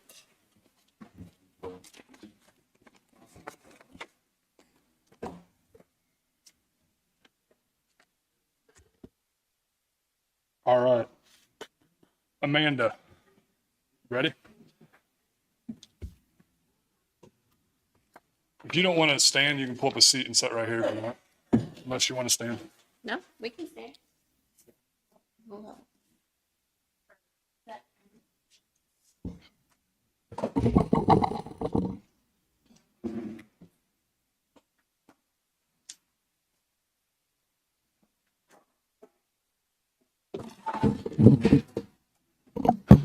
Good morning. Good I'm morning. Amanda, Health Department Director, And I'm Danielle, nurse manager. and we are here because you asked us to come back to go over some goals and expectations for the health department. So we are all ears. Well, how's it going so far? Good. I feel like we've, hit the ground running. A lot of things that were new or pertinent in those first couple weeks of us coming into these positions. So definitely busy. Finding things that need updated and the state's needing. So we've just been very busy getting everything turned into them. Is there any big changes that are different from before? Not in the day-to-day workings. We did change. Previously, we advertised that you could walk in any day, anytime for any service except for WIC or COVID. We did change that to Wednesdays only. Now that we are down another registered nurse, and if they are out doing something, I didn't want to run the risk of somebody coming in for a walk-in service and us having to turn them away. But that's not saying if somebody walks in on Tuesday and, hey, I Right. need a tetanus vaccine. Right. Well, of course, we're going to accommodate. That's not Yes. a problem whatsoever. Did you guys put that on the website? I guess that it's set up that way, or? We have it out on social media. There's a lot of updates that we need to make to our portion of the county website. So we're kind of rewriting that, and then it'll go in as support to get to the IT department to update all of that. But I didn't want anybody to come over and for some reason we not have a nurse available and then be upset with us. I don't want to do that to the public. So I'd say that's really the only major thing as far as day-to-day operations that we've tweaked. Now, you getting your feet wet in the position you're in, is there any big concerns that need addressed or talked about that could be beneficial or not beneficial for the health department over there? Possibly. I don't know that I'd talk about that in Okay. another session, but yeah. What about, I know we had talked one time about this sign. Where are we at on that? Is that still something that's being talked about? So, in my notes here, I want to ask you guys, as far as COVID money and what we have left, I'm trying to budget 2 of those grants end the end of June next year. The other 2 end December of next year. So after we figure what's coming out for salaries and benefits, with the dollar amount that's left, I want to know what your priorities are. I know where mine are at, and we have 3 big ticket items. Do I think we can afford to do all 3? No. So I think we need to prioritize what's most important to you and what's going to benefit our community and the people the most. So for us, that would be expanding our parking lot in on the backside of our building. And expanding that, creating a drive-through. So our addition that was added on that awning, that it is Accessible. accessible. It's pretty rough right now. Either people pull in and then they back out because they don't think they can turn that corner, or they don't use it altogether. And then for them to be able to turn that corner, we can't really park on that south side of the building in that parking. So then we park up front, and then people, for some reason, they don't think they can park in front of the building. They go and park on the other end of us. So then they're walking through gravel, which holds water, to get into our building. And a lot of times they're carrying babies or have small children walking.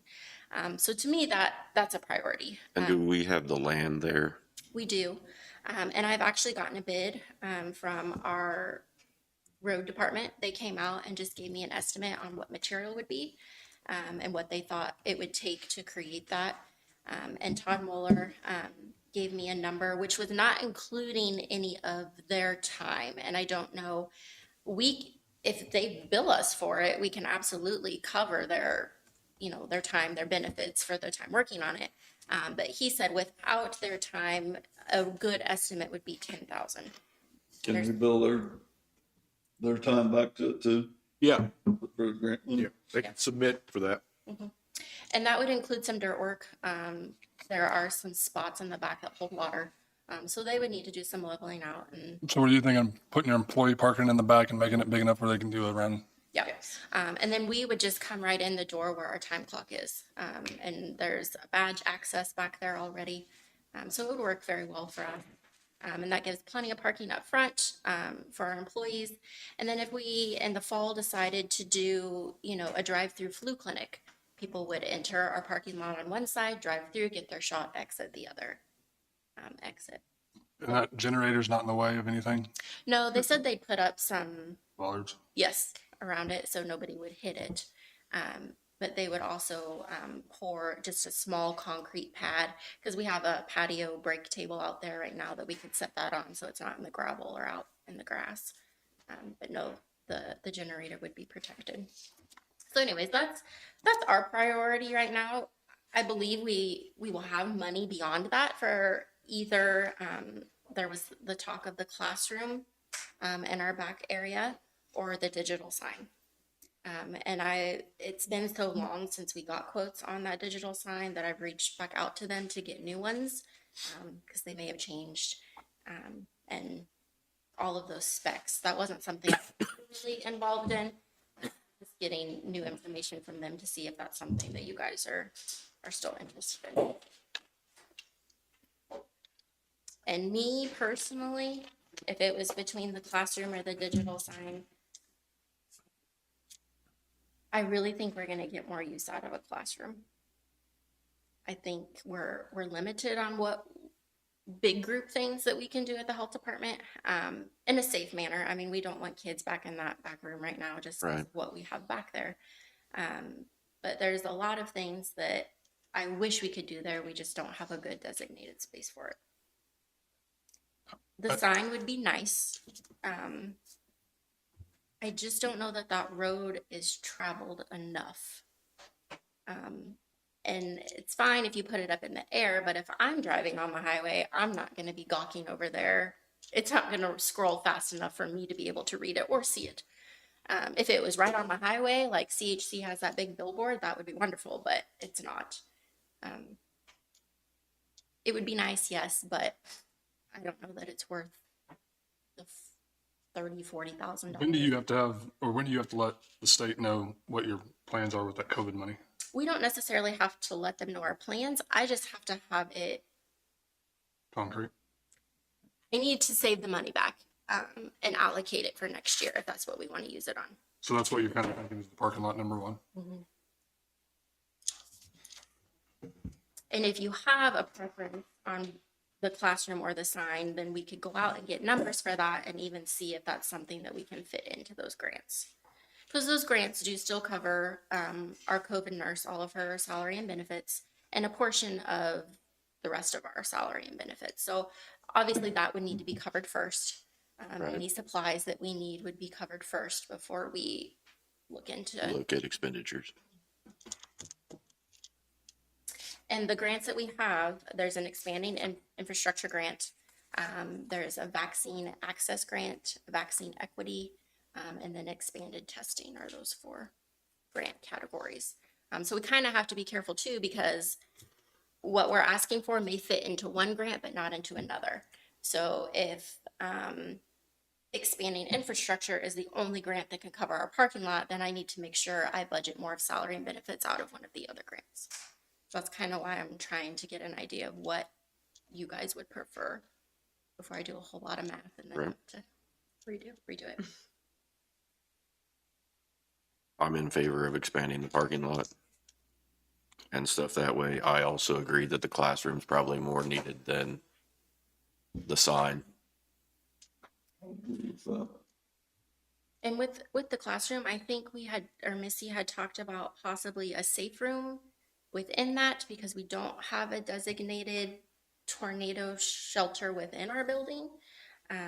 It was my understanding that when the concrete was poured, there were footings poured for that. I don't know what our options are to do that since the building is already constructed. I don't know if there's something that's already made that would fit through the garage door. I don't know the logistics of that. Is that something that you would like to see within the classroom, or do you just want 4 walls classroom? Do we have safe rooms in any other county buildings? I mean, in the Justice Center, you would. Yeah, I think that's probably it. I mean, the courthouse, you have the basement. I don't know that I would I'd- want to go to the Yeah, basement. I'd rather not be down there in a storm. Right. I mean, But I also think Pleasanton is lacking in storm shelters. So if it was something that was big enough that we could possibly open to the public, that might be something nice. And I mean, we're not gonna have square footage probably to open it to the public. Yeah, Are probably we- more of just a staff. Probably more staff. We could put, even if you wanted to move our file room in there, we're working on moving everything to an electronic format. But until we get there, it might be nice to have all of our file storage in a room like that. Community center has a safe room right at Pleasanton. I'm not sure. mhm. Yes. Yeah, they do. Good deal. So that's kind of where we're at with that. But what I really wanted was, what are your short-term goals for the health department? What are your long-term goals? What's an area that you feel that we're lacking? What can we do to improve? I think one thing that would be beneficial to us is like when you bring us a grant, like give us a long-term, outline of what that grant will, could do for the county or what it will do. Like one thing that I always refer back to the airport because it's the best example. Like, we got an airport, but we had no long-term plan for it. And now look, we're kind of in a position where we're trying to figure it out. And I don't want, and I know your grants aren't that big and, Right. that massive, but like if there is a way that when you do come with a grant, you can tell us how it's going to benefit everybody, what it could do What for the you in 5 benefits of years. the grant that you're applying for, show us what the benefits are gonna be. Like this is what it's going to do in 5 years for us if we do it this year, And we're kind of special in the fact that the majority of our aid to local grants we get every year. It's not a one-time lump sum of money. This is something that we apply for every year. We have to write goals for that each year. So that should be something that. And because I know that there's some, grants that we do take on and then there's, and then it's next year, we don't have that grant, but in 3 years, we have to put $30,000 back towards whatever that grant paid for, so I just want to be sure that we're all aware of, what the repercussions of the grant would be or. And with that, David sent me stuff last week to start working on our budget. So I've started working on that and, being very mindful of what we're spending this COVID money on and how are we going to sustain that when it's gone. Yeah. And I really don't feel like our expenses are going to exceed what we will have to work with in the future.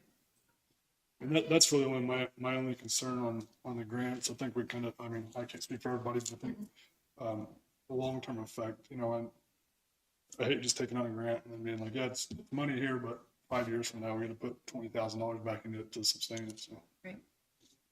And I would say, just off the top of my head, the majority of our aid to local grants cover benefits and salaries. So it's not I mean, it does a little bit of outreach stuff if they give us a budget for that, but majority of it's salary and benefits.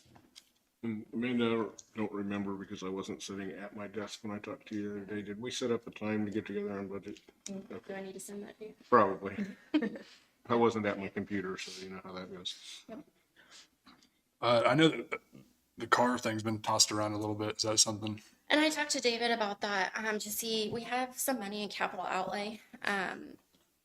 The things that we are wanting to do and the services and getting out in the community, some of those involve hauling things, pulling our trailer. We have two health department emergency trailers, but we have no way to pull them. You got a station wagon. Hey, Station wagon? if it'll pull it, yeah, I'm not gonna, I like that station not wagon. gonna oppose that. But it would be nice to have something that we're looking at doing mobile WIC clinics or satellite clinics where we go to Lacine one day a month. We go to Blue Mound one day a month to offer WIC appointments to people that either have limited transportation or they don't have the funds to get to us. But with that, we have things we have to haul. We need to haul a full-size scale. We need to haul an infant scale. There's just things that we have to take. And mileage is not cheap. If I went back and added up all the mileage that you've paid us to drive around, I just think we would benefit greatly. Will any of your grants that you have right now cover it? Nothing? No? They'll cover us leasing a vehicle. They will not cover a purchase of it. But something that could pull a trailer. If we wanted to set up a breastfeeding or changing station like we did at the fair last year, we had to have emergency management come with their truck, haul things for us. Then we had to call them when we were done. They had to get things, haul them back. And some of that was on the weekend, which if people don't typically work on the weekends, I hate to ask them to do that for us. It's always like we're asking for favors, and I'm the kind of person that would rather just do it myself. So yes, long story short, I would like to work that into our budget. And if it's not this budget year, if it's something we could budget a little bit and add it to that capital outlay, and then maybe the following year, we can make that work.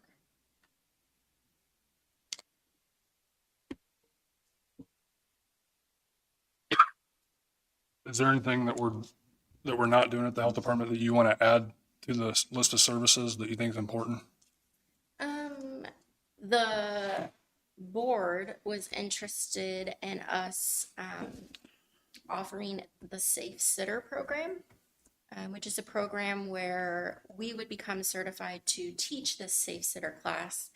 And those are classes for either, I'd say teenage age kids that are just getting to the age where they could stay at home by themselves. This would be a class to teach them, ways to be safe at home, health-related things such as CPR, the Heimlich, if they're watching other siblings.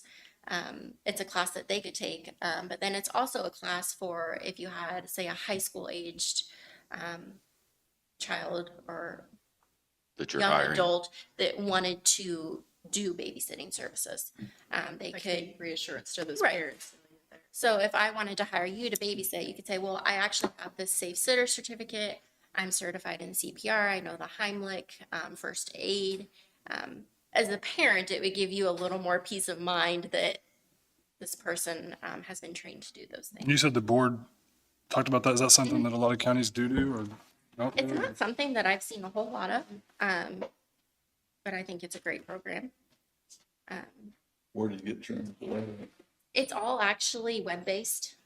So there's a fee for the training, and then a fee for the materials, which you would need materials for the class. But it's not very expensive. I want to say it's $200 to $300 to become certified to become an instructor to teach, and then that is something that we could even charge a fee for if we wanted to have those classes. I'm not saying a crazy fee, but maybe something just to cover their materials. So it is something that we could make some revenue on, not a lot. But. I think we need to do more STD and STI education. When you look at our statistics for Linn County, that's something that we are very high, have a very high population that needs treatment for that, when you look at the state of Kansas.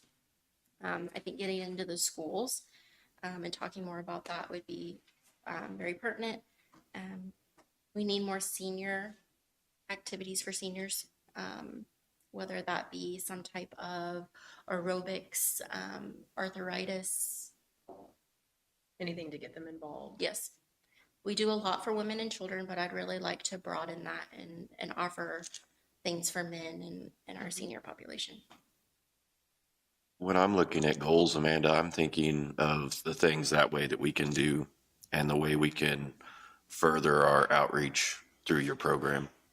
You know, setting something as far as the number of people we're going to visit with about whether it's aerobics on the seniors or, you know, putting together the classes at the local schools and things that way. You know, those are the goals that I guess I would like to see set up. And so I don't really feel like it's something that I can put a number on. Right. You know, it's something that I want you guys to be able to come in and say, okay, we're going to have a goal that we're going to do the STD training at all 3 of our schools, you know, Okay. something along those lines. The MCH grant that I'm in charge of, it's maternal child health. In the application and the progress note and everything, we have to set a goal. And then with each progress note, you see how close you are to that goal. So I currently do that with the women and children already. We don't have a specific for men or for elderly, but we can set a goal for ourselves, not Right. necessarily through the grant program. But I do do But, that. but that's what I guess when I'm looking at what goals we can set out there, you know, I appreciate the information on what we're looking at doing and things that way, but those are the things So more outreach and what we're going to be doing for the public and how many people we're going to see and how we're going to go about planning to make those and achieve those goals. Right. So something to keep in mind when we're setting these goals is that not every goal is not unobtainable, but it takes a good 3 to 5 years to see a progress. We've come to find just in the last year and a half, 2 years, if it's something that we do consistently and it's something that we've had some buy-in to or They've came once to do they've it. come once, if we continue to do it, then I feel like those numbers get better. Right. But we know what didn't work last summer and we're not doing that again this summer. But the things that we've done that we've had a good response with, that's something that we need to continue doing. And I think with time, we will see And an increase in that. I'm fully aware that you don't always achieve every goal Right. out there and that, you know, sometimes you're pivoting on your plan Absolutely. and doing things that way. I think those are the things that I want to see, you know, that not so much that we're involved in the planning of those things, but that you have those things set out there that you're working towards and that you're letting us know how you're doing Right. towards those goals, you know? I don't want to get to a point where it's evaluation time and I get a poor evaluation because I didn't meet this goal, or this goal, and I wasn't aware that that was something that you wanted to see. Right. I want to know what you want, where you need to see improvement, and we want to make that happen. I'm meeting with all of the employees in the health department. We're meeting this month, we're meeting again in July, and then we're doing final evaluations in September. I feel like we need to have goals now. You know, me coming in kind of halfway through the year, they need to know what they should be working on, and For the they remainder, can't yeah. get a fair evaluation if we don't do that. Right. And I think that's important for every county employee. So outside of that, I mean, do you have anything, Jim? It sounds like you got a plan on what you're doing. We have a list of things we've put together for this summer, some outreach activities that we're doing. So we have that we're advertising. You guys put that on that digital sign that we have on the side of the highway?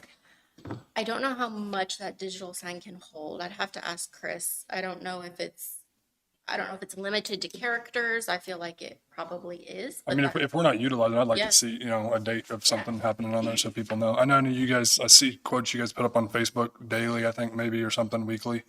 So I really appreciate that. I mean, if you're not, you know, I mean, We see you, we remember you. We would like to do an every door mailer.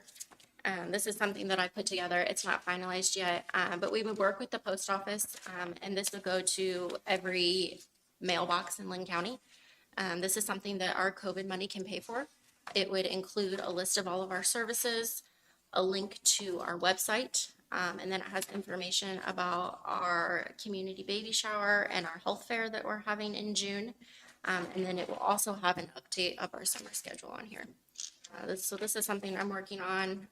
I need to get it to a printer so we can get it out ASAP. But that's something that we've got to be very creative in our advertising. It seems that not everybody has social media and not everybody gets the newspaper. It's hard to get the word out, but I think doing something like that would be beneficial. We sent out save the date cards like this in every backpack of every student in Linn County. Go to the This week. schools. Just to let them If know. you have other ideas of how to get Yeah. I like it, I think it's, our, right. information out, that would be great, because like I said, it's kind of limited. Not everybody does the newspaper, not everybody has Facebook. Last So year, we did flyers and grocery sacks at the grocery store. I mean, you have to be creative to. get I the agree with that. You do have to be creative. The other very pertinent thing that I need an answer on is, I had mentioned we have a credit with Cepheid, which is our testing machine company. And they want an answer ASAP on how we want that credit spent, or it will go back to the state of California as unclaimed property. So they sent me a couple of options. We could prepay for maintenance on that machine. They sent me two options. We could prepay for maintenance for 2 years and go ahead and pay for 190 tests, or we could do a 3-year maintenance agreement and prepay for 140 tests. How many tests are you using per year? It's gone down, and our fear is if we do the 3-year, that they will expire before they're used. Yes. The 140 will Yes. expire. And these are only two options we have. They can't, right? Right. Since it was paid with They grant can't send money money, back, right? This is the only way. this is what we're limited to. That's the only option we have is to do. So you like option one? Yes, I would suggest option one. I feel like in the fall, our testing will increase, even if it's not for COVID. It does flu A, flu B, and RSV. So the 2 years and 190 tests Yes. instead of the 3 years and 140? My thinking so here's my thinking with the 3-year. 140 tests, they're going to be expired before the end of that 3 years.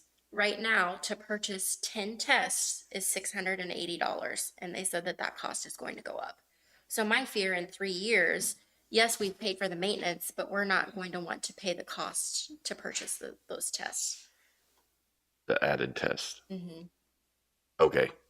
I was getting confused Yeah, when you I were think talking we'd about be that way. better off All right. 2 years, we have the tests. I can reach back out to them. I feel like we asked once and they said no, but it would be nice if they would hold that and send us half the tests now and then half the tests later that have a longer shelf life. Yeah.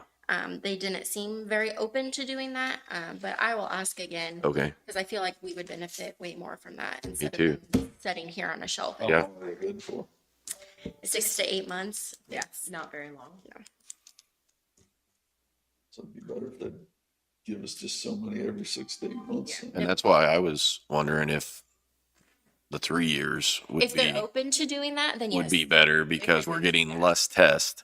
Right, and a longer service plan. Right. Send us some every 6 months for 3 years. I can reach back out to them. Do you want me to come back with an answer next week? I hate to keep waiting. 'Cause Right. I'm afraid at No. some point they're just going to say too bad, so sad. Too late, yeah. I mean, I'm personally in favor of the 3-year deal. Well, if they'll do it, just go ahead and do it. I mean, Yeah, I don't. I'm good with that if they'll Yes. do the 3 years with every 6 months. I'll definitely come back. We don't need a resolution or anything for it or nothing. So Okay. Okay. do what you can. Is there anything else? you had two new recommendations for your health department board from my district. Yes. So Pam Christian was already on the board. Her term expired last December, and she said she was willing to stay on. And then Chelsea Stainbrook, who is a chiropractor, so she would fill the healthcare spot for your district. She said that she has agreed that she Okay. would sit on our board. Okay. I'll make a motion that we appoint Pam Christian and Chelsea Stainbrook to the Health Department Advisory Board. I'll second. Motion been moved and second. Any more discussion? All in favor? Aye. Aye. When is your next meeting? Until July 24th. You have a full board now? We do.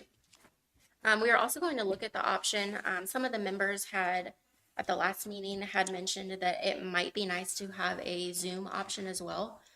So we're going to look into, they can either come in person or we can do a Zoom at the same time. Because I know it is hard for some people in the evenings, especially if they have children, to get out. So that is an option that we're going to add. Okay. And we'll put it up on our TV in our conference room, so it will be a full meeting. It'll just, some people will be there and some people will be on the screen. So that is one thing that we're changing. This week is National Women's Health Week.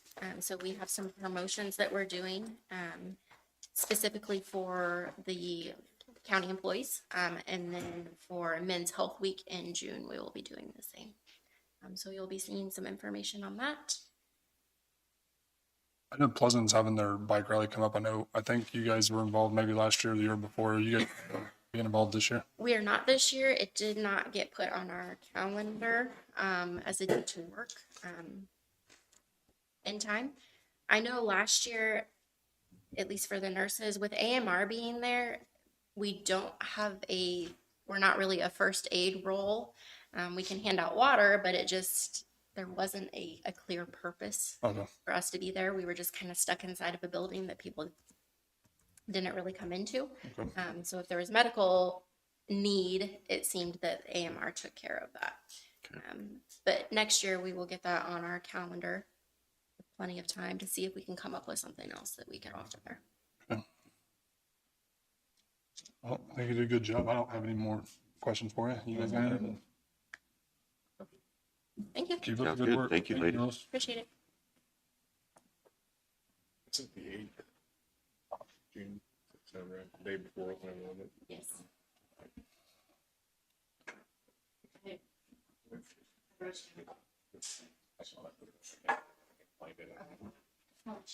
Oh, you're talking to her? No, just had one item that came up while I was in the other room with you at the time. Yeah, come on up. The receiver box that 14 days ago, you agreed to purchase. I got a message this morning that it was put in service this morning after 14 days, and that was purchased locally. So we got the delivery in a third of the time we expected. All the compacted box? Yes. Oh, really? Yeah. So I was told, I got a message this morning that it's in service in Mound City today. Great. So Wow. All right, now next thing on our agenda is to discuss some county buildings. Plans?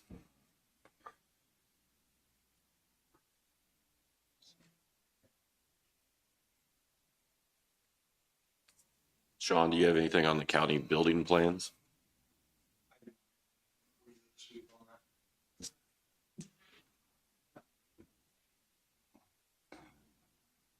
Well, which all buildings were we discussing? We got the So we're talking about the old judicial center and the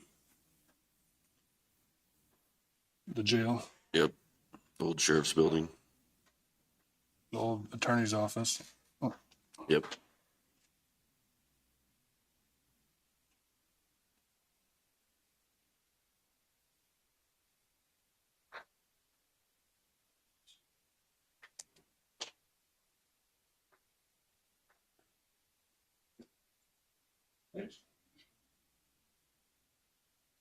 Well, do we want to, I mean, I'm still in favor of utilizing those buildings for office space. Maybe not the county attorney's building. I'm not sure about our use for it. And that was the one we'd looked at to see if I could use that for my election equipment storage and work area and possibly advanced voting. And I think that's where we got into, at least the initial estimate I saw, that we weren't sure it was going to be worth renovating that building to make it work for me, because it sounded like it was going to take a lot of money to work on it. So, but we need to look at some real numbers on it and see if that's worthwhile or not. Take a look at it and see what he thinks. So we're not really much prepared to discuss this so. in depth today, I don't think. No.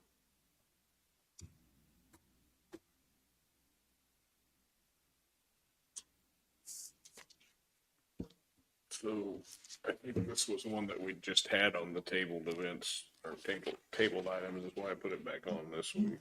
Yeah. Okay. Do we want to try to schedule a time to get back into that again? It's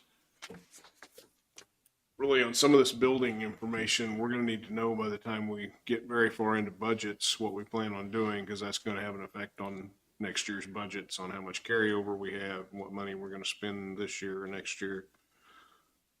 So I hate to drag that one out too long. I think we need to add the courthouse to that list too. Yeah. And I know Sean and I were planning on talking about the park on some stuff up there too, on plans or renovations, but I just kind of lumped that all together on things to talk about. The house, and then he mentioned the swim beach and all that coming up, so. But those are all things we're gonna need to decide as we're going through budgets to see what we're gonna spend this year, next year, how we wanna arrange that. So do we wanna try to get it back on next week and get some information by then, or? Yeah, The city's coming next week. We do, For compactors. 10:30, we've got the cities and the lake developments with compactor sites, discuss that, and then Chris Martin already contacted me about next week. I have him on at 11 for half an hour to talk about IT projects coming up. So I'd be looking at probably 11:30 to get into, I think it'll be we've got a block of time. discussion too. Should we just walk through all the properties that are close? Would you guys, I think we did go into the trash compactor and walking through that. I think that was great. We all got our eyes on it. We seen what we were making decisions about, and I think it was a great meeting. Would you guys want to, not really adjourn, but just continue our meeting, walk through the jail, walk through the attorney's office, the judicial center, the courthouse, and answer some questions that we all have and get a plan together? It's fine. You good with that? Everybody good with that? Gary, you walking with us? I doubt it. Maybe get me a wheelchair. Maybe can we just walk through and then the following week we answer each other's question? Would you guys be good with that? Too long? You think we're dragging out too long doing that? Go ahead and schedule like at 11:30 to go do a walkthrough. Do a walkthrough And then adjourn from there. and adjourn from there, and then the following week we can kind of get in depth and we all do our homework. Yeah. Sounds good to me.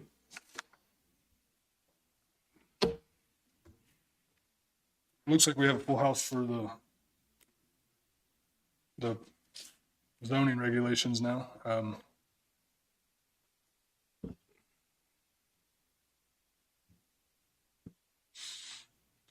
Before we get started, I'm going to use a restroom, so we're going to take can we take a 5-minute recess? Sure. Where are you on I'll make a motion that we take a 5-minute recess. Motion made, second, all in favor? Aye. Aye.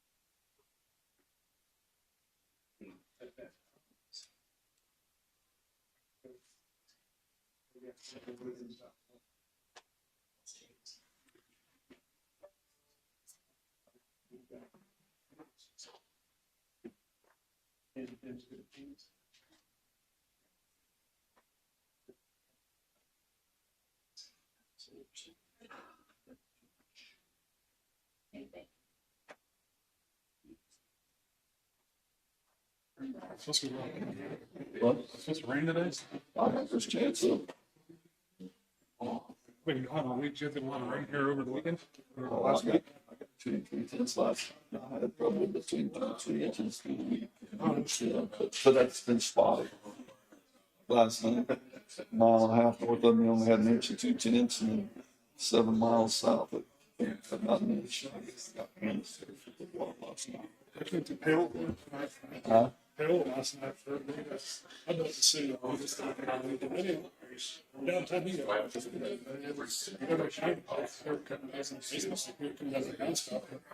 I don't think they hold your people now. In Western, I thought that, but. We got some good rains this week. We got some good rains. Yeah.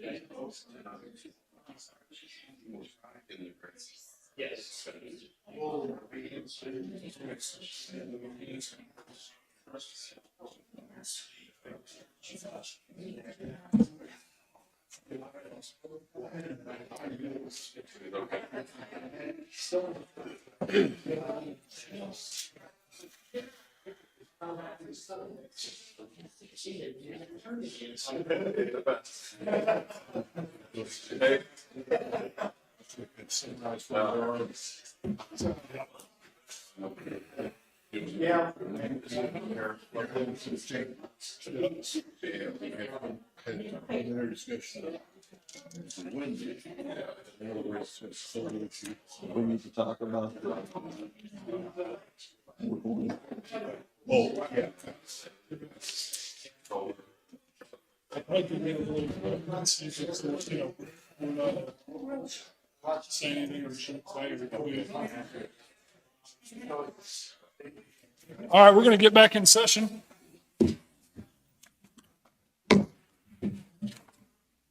Earlier, we kind of discussed the planning and zoning regulations. Darren kind of went over everything, and we were talking a little bit about the prohibition on the wind. That was a nice lengthy discussion, so thank you guys for that. Where do you want to start? Looks like we got a lot of people here for the wind or the solar. So We've had a moratorium on new new applications for solar in place till we get these regulations in place. Technically, that moratorium has expired, but the clear intent is that it continue until the regulations are in place. And so I think the commissioners are asking that any applications that would be submitted be held until that time. These regulations should be in place within weeks, now 2 or 3 weeks at the most, I would think. Correct. Is there anything you want to add to that, Darren? No, nothing on that.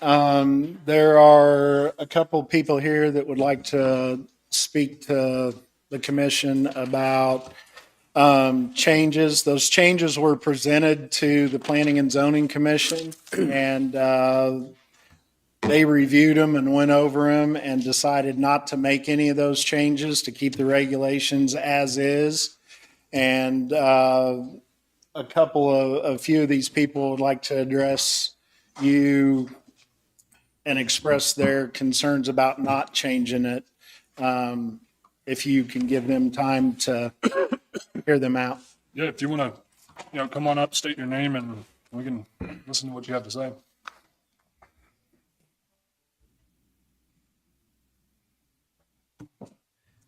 Good morning. Yes, good morning. My name is Josh Bramel. I'm with Clearway Energy.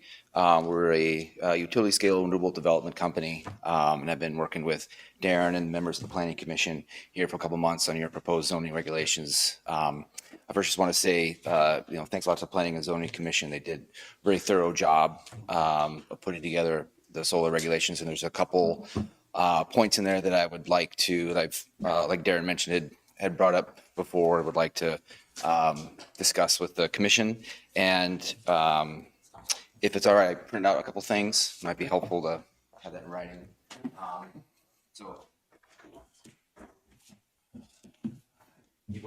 If you have one, yeah.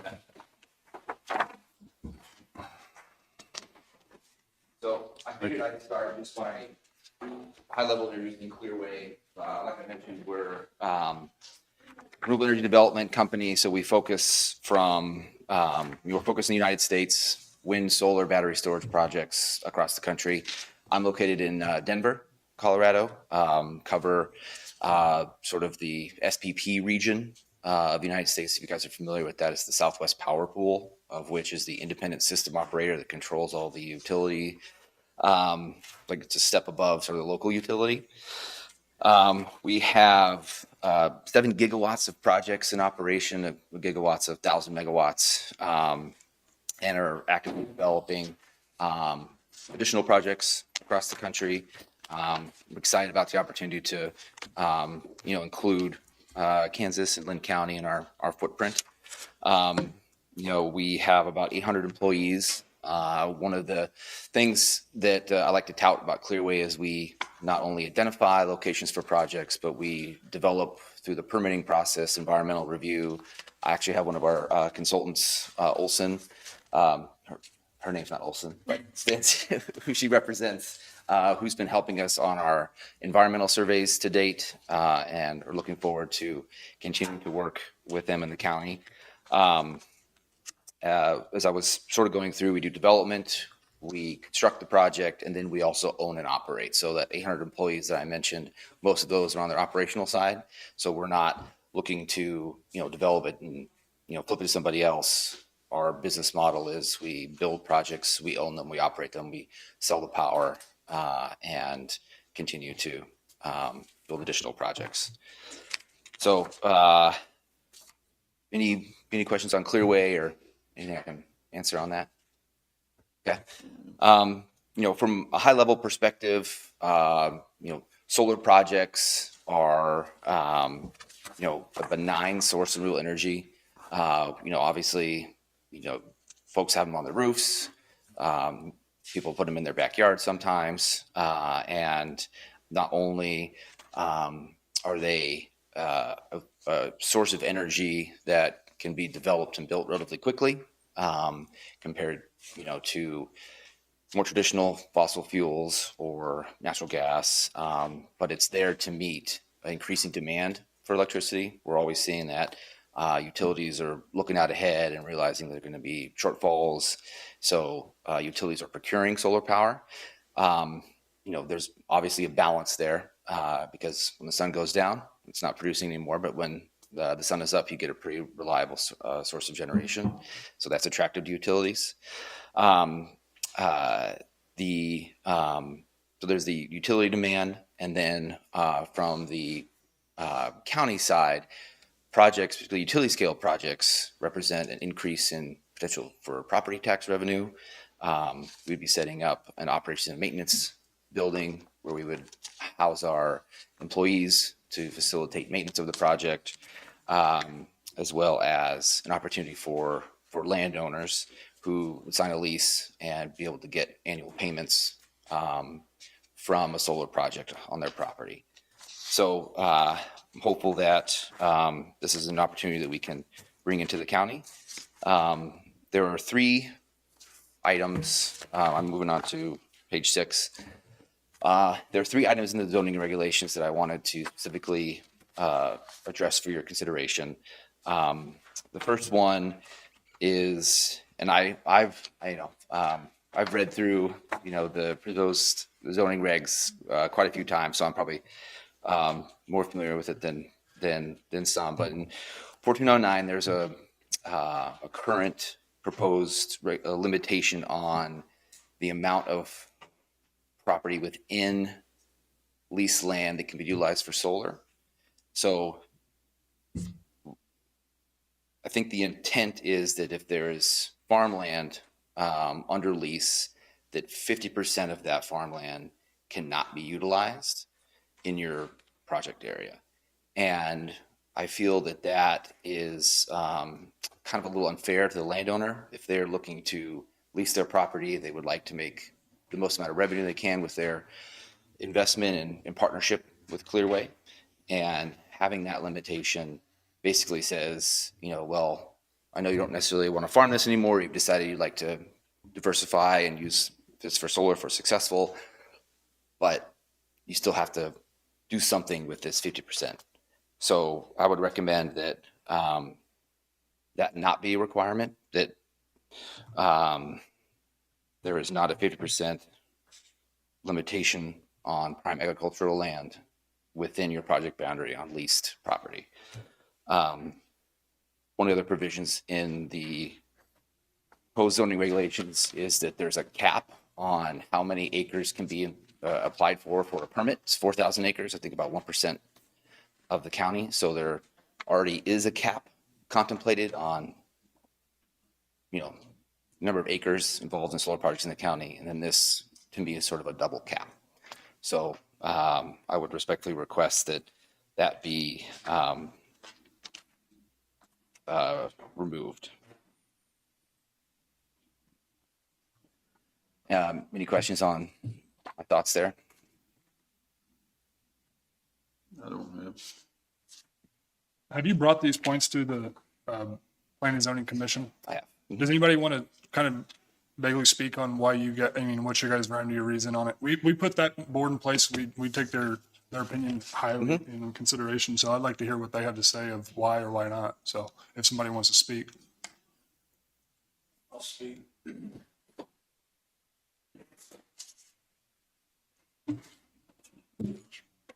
Mike White, Mound City Planning and Zoning Board.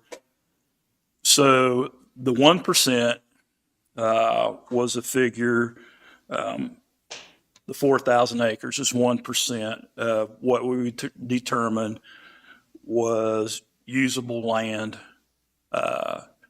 in the county. We determined there was about 35,000 acres that could potentially be used. So 1% of that is about 4,000 acres. Well, within that 4,000 acres, there would be considerable amount of farm ground that would be considered prime. And based on the needs for food production in this country, we decided to put an additional restriction on there at the 50%. No more than 50% of that prime land to be used for solar production. How are we determining what's prime land? You can go right up there to the US or the NRCS office. They have a map. All this soil is classified in the county, and it's classified just that way. So this is strictly based off of prime, not.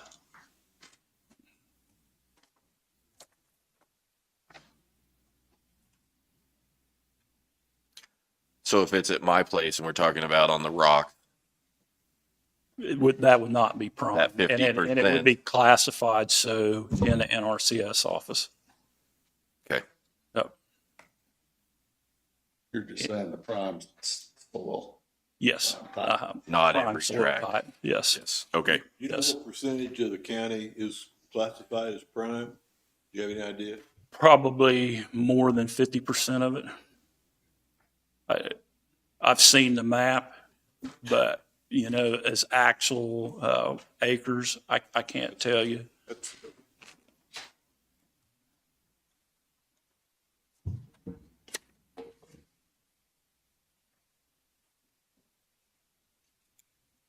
And you're saying that you want to see, regardless of the soil type, no limitation. Right. So if someone, in my example, has 160 acres they were farming, and I'm assuming that their farming is probably prime ground, and they are deciding, I'd like to see if I can probably even generate more off this property than I was farming it with the potential for a solar project, be able to use that whole 160 acres. So you're not questioning the 4,000 acre cap, you're questioning the individual limitations. Correct, because with that cap, there's then a second cap, right? So, there's, parcels that, might not be all prime, but in general, flat open ground is usually the most conducive for solar. I don't want to clear trees. I don't want to,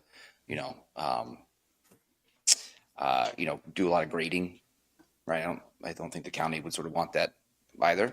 So, and I certainly understand, looking to, preserve the cropland, but ultimately if a property owner is looking to work with us and they've decided they want to change the use of their property, then I think they should be able to do that, keeping in mind that there will be a total cap countywide.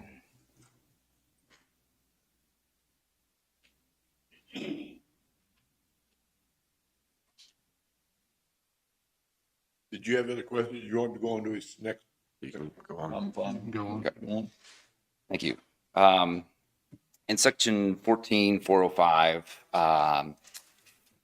as I read this, it discusses the need for a power purchase agreement to be submitted with the application. So when we build projects, nothing really ever starts construction until we've secured some sort of offtake agreement. So we've agreed with a utility or potentially a commercial industrial customer. What we sell to Walmart's, Facebook data centers, things like that. That's what we call C&I customers. But to me, that should be disconnected from the permitting process. How we are looking to, generate revenue from the project should be a separate matter from being able to apply for a permit. And I'm worried about the potential schedule delays in needing to secure that before we can apply for a permit and then go through the permitting process, which is robust, and that's great. I look forward to working through that. But at the same time, off-takers want to see a de-risked project, one that has gone through the permitting process sometimes before they would award a PPA. And I just feel that there shouldn't be a requirement for a off-take contract as part of the permit application. I'm happy to yield again. Yeah. Want to stand up here with me? Be like a debate, I guess. So Mr. Kalp, it's really unfortunate that he's not here. Mr. Kalp was the one that suggested that we put this into the regulation. It was not per se the board. It was his recommendation, our attorney, that thought we should put it in there. Do you understand did he say what his reasoning was on that? Well, I think I know, but I don't want to put words in his mouth. Okay, well, I'm not asking you to do that. I thought maybe he stated his reasoning. Well, does anybody remember what statement that he made when we put it in?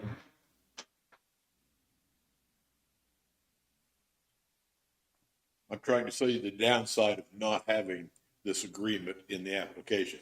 Do you, Darren, I don't remember some of the stuff he said that he put in there because he was speaking from an attorney standpoint, that it can be taken out with decision from the planning zone. so he was just trying to cover all the bases and then Yes. let him sort the things out. Okay. Actually, the way it reads, as I read this, it doesn't actually read that you have to have a sale agreement, but if you have one, you've got to give it to them. And Darren and I were talking about that this morning. I was reading it. I feel like it could be either way, but if that's the case, then that's fine. Like, that makes sense to me. To be honest, I probably couldn't. Here's a copy of our PPA. There would confidentiality provisions, but I could document that there's one in place but I'm worried about if it's going to be read as a limitation on when we can submit for a permit. That's not how I'm reading this. I believe that it says that if there is one, the application should include that information. So does it mean that, does it say that you can only make a certain amount of money off of this landowner? Like, you can't go out and make $1 billion and only pay this landowner this much? Is that kind of what it's saying? No. No, no, this is basically addressing that we would sign a power purchase agreement with a utility, for example, and contemplates including that in our permit application if there is one, but it really is not related to So do we need to just define that a little clearer? If that's the intent of that statement? Either that or take it out altogether. I think the intent was, didn't want something built that would never be used. Yeah, it keeps it from being a speculative nature. We want homes sold before the housing development is. We don't want something built that never happened. But actually, the way this is written, it wouldn't do that. Because it just says, if there is one, provide it. And I'm talking about permitting. If there's something you want to tie to construction, I suppose that could be separate, but you'd not be able to apply for. There's two issues. There's the scheduling issue, and then there's the confidentiality issue, as I see it. You don't want to just hand over these agreements because they're confidential.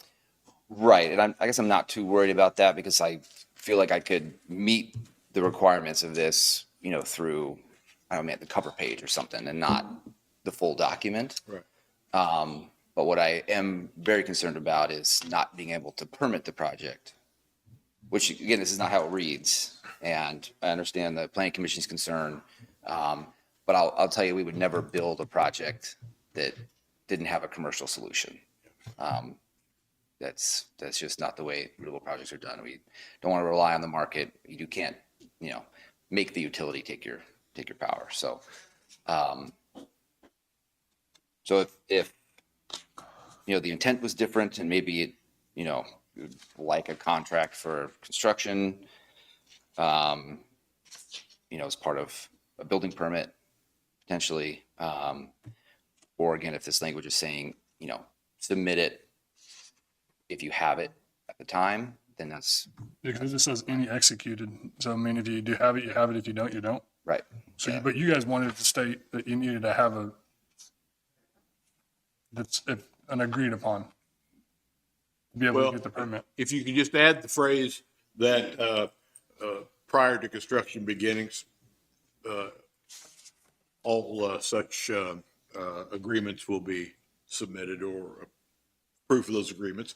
That's the same, that accomplishes what you want without slowing the schedule down. But you guys want something in place stating that you're not going to build it unless you have these, right? Is that what you're saying? We don't want them just soaking up. Right, you said, Yeah. Well, we'll be still paying taxes. If it gets built, we'll be paying taxes. you don't want just someone to go in there and. But if they have to have resale agreements before construction begins, that accomplishes your purpose, doesn't it?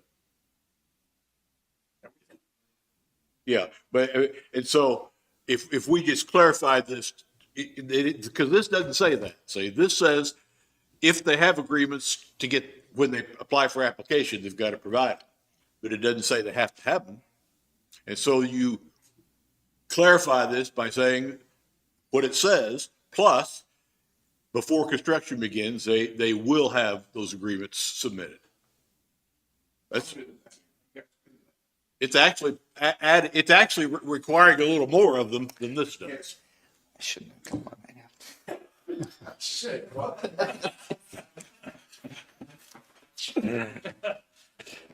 But again, yeah, wanted some clarification on that, and if that works for y'all, that works for me.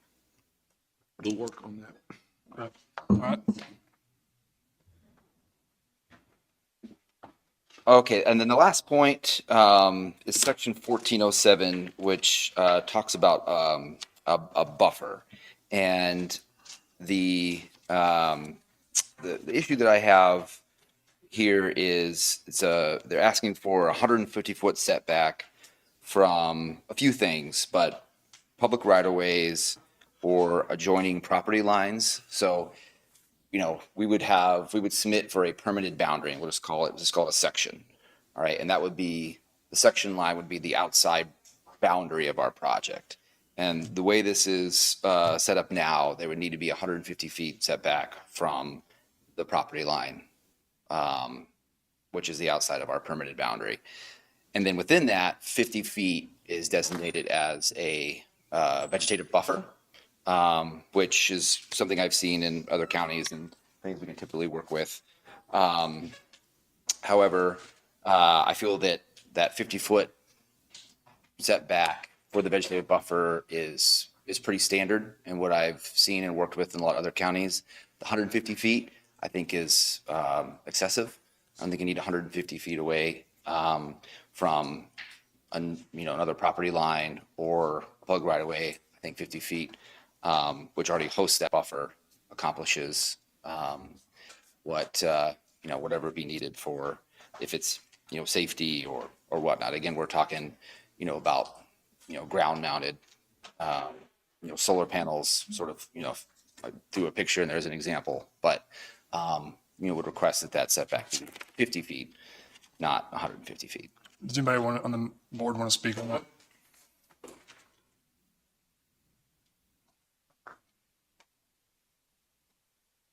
Well, we have a lot of people get up here and talk about beautiful Linn County, and we kind of wanted to help protect beautiful Linn County.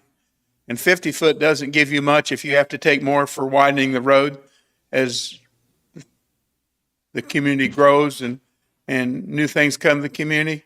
And we would probably we didn't get into these details, but the thought was having room to put shrubbery or something that would not kind of enhance the look of going down the road, not just seeing a bunch of aluminum and glass reflected into your car windows and everything else.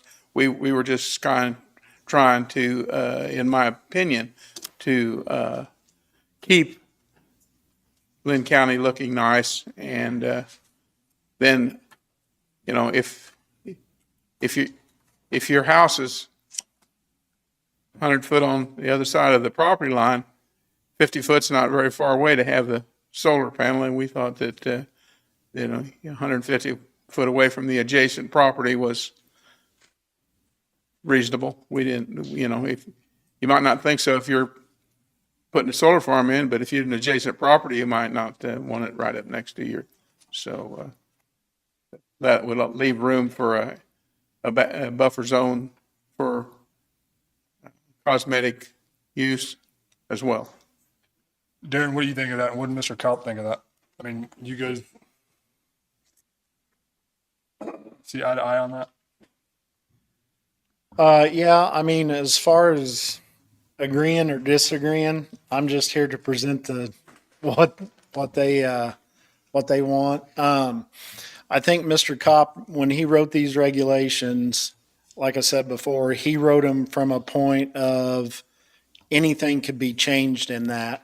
This was just a starting point, and if it was agreed upon, which it was, voted, brought to you commissioners, that's what they'd like to see.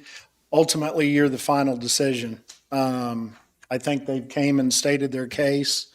I think it's just a matter of maybe looking at it a second time. But I think he wrote the regulations from a standpoint that they could be changed, but he started at probably the most extreme. And it sounds like you guys have all put a lot of thought and effort into this, and I mean, and we have you guys there for a place, and they put a lot of time and effort, and I think I support, you know, what they bring to us. I know you guys put a lot of effort and time into it, so. If I could add just a little bit to that 150-foot of setback, that also is to allow for vegetation growth to control erosion coming off of solar panels. Water accumulation is an issue with solar panels runoff, if you will. Which is addressed in a different part of the zoning regs. Erosion is under control. It is, but it's, the thought process is also involved in this setback. Real quick, this is Michael Christie. He is our landowner that we're working with in the county. And he's right on time, but we started early.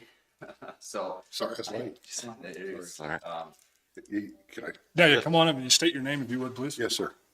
Mike Christie, Sterling Ranch, landowner for 30, almost 35 years there.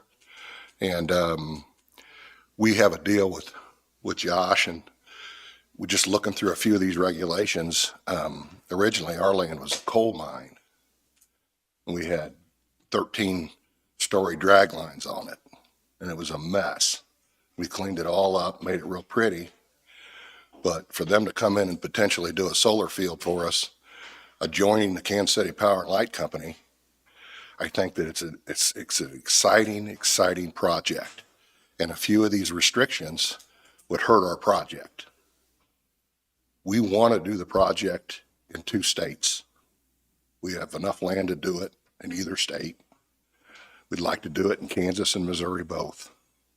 And basically, we're here to say whatever we got to do to accommodate and build a really, really great project. It would, approximately 2,000 acres of Linn County would be heavy industrial or industrial zoned. Your tax base is very, very low on my land. It would triple. It's been a coal mine. It's been through remediation. It's been through cattle. It's been through, everything you can think of to that land.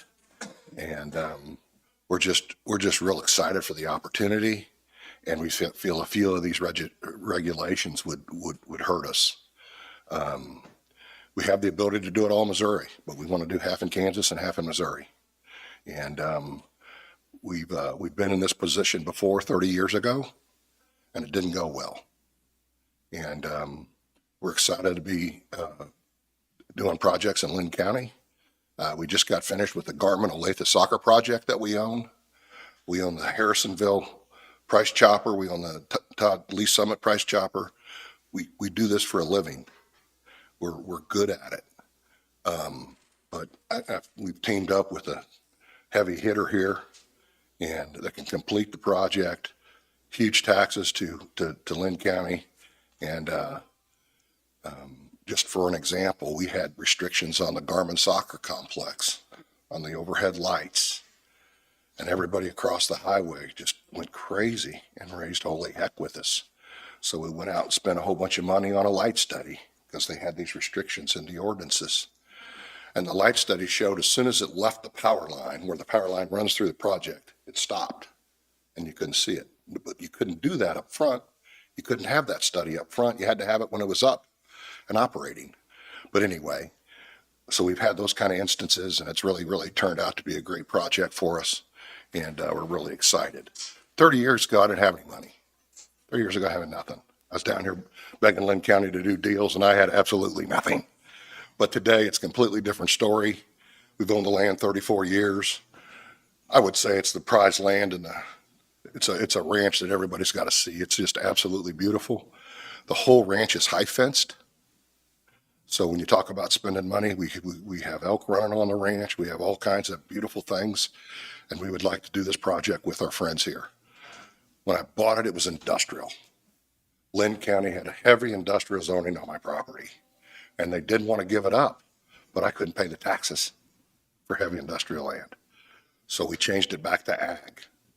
And so my question to you all would be is, please give me a second opportunity at this project, and it'll help Linn County.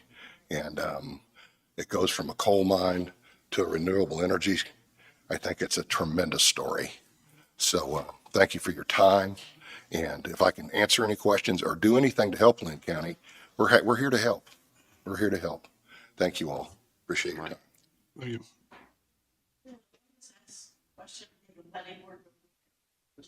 Yeah. Specifically, how that these regulations for that. So the first instance would be, how much land we have leased with Mr. Christie and how much I need to carve out because of the land that he's put back into ag, right? So there's the prime farmland, which is one. Then the setbacks would be another one. So basically I would need to, carve out an extra 100 feet around the whole boundary of the project that couldn't be used. Right. So we didn't really get into the details, but, we are, contemplating a project that would be in the northeast corner of the county, a large 650 megawatt project that would ideally span the county and the state line. And with a project that size, land is a premium. We want to be able to, fit outside of environmentally sensitive areas, wetlands, existing roads, Mr. Christie's existing infrastructure, how he wants to continue to use his property after the project is built. So every foot counts. Very strict. I fish every pond stays, every road stays, everything stays. It's very strict. But the use of the land allowed. What about the infrastructure? Store the energy, how it's going to get there, how it's going to get to the consumer. We thought about saving the cost. Alone, we don't have any outside use, so we enjoy the power plant. We don't work the power plant. So how do they store the energy? Stored at the power plant. So the project, there could be a storage component, but that's not really, solar projects don't need storage. They will connect directly to a local high voltage transmission line. And when the project's producing, we'll deliver it onto that line. Okay, So it's real time. as long as the sun's out, you're producing energy. Mhm. When the sun's gone, that's that energy. You're not producing energy. You have to store it somewhere. Our project wouldn't be producing energy, but the utility and the Southwest Power Pool would continue to produce. In conjunction with the full power. Correct. Yep. So there's, it's very, obvious that the solar project cannot, fully replace what we call base load generation, right? Your coal plants, natural gas that are operating at, 95% of the time, right? That's your bottom load. And then you have intermittent resources that are becoming more prevalent with wind and solar that are sort of do this above the base load. All right. And ideally, what happens is it lets you use the base load less. But you always need that baseline generation so that, when the sun goes down, lights down. So we won't be able to get rid of Fossil fuels altogether. I wonder if, were there some other, solar companies that had some things they wanted to bring up? I think Thank you very much. Appreciate the time. Thank you. Yeah, do state your name and who you're with and. Yes, good morning. David Levy, Barrett Home Law Firm in Omaha, here on behalf of EDF Renewable Energy, who is also interested in investing in Linn County with a solar project. Appreciate the prior speaker going first. He covered a lot of the things that I was going to cover as well, and I agree with everything he had to say.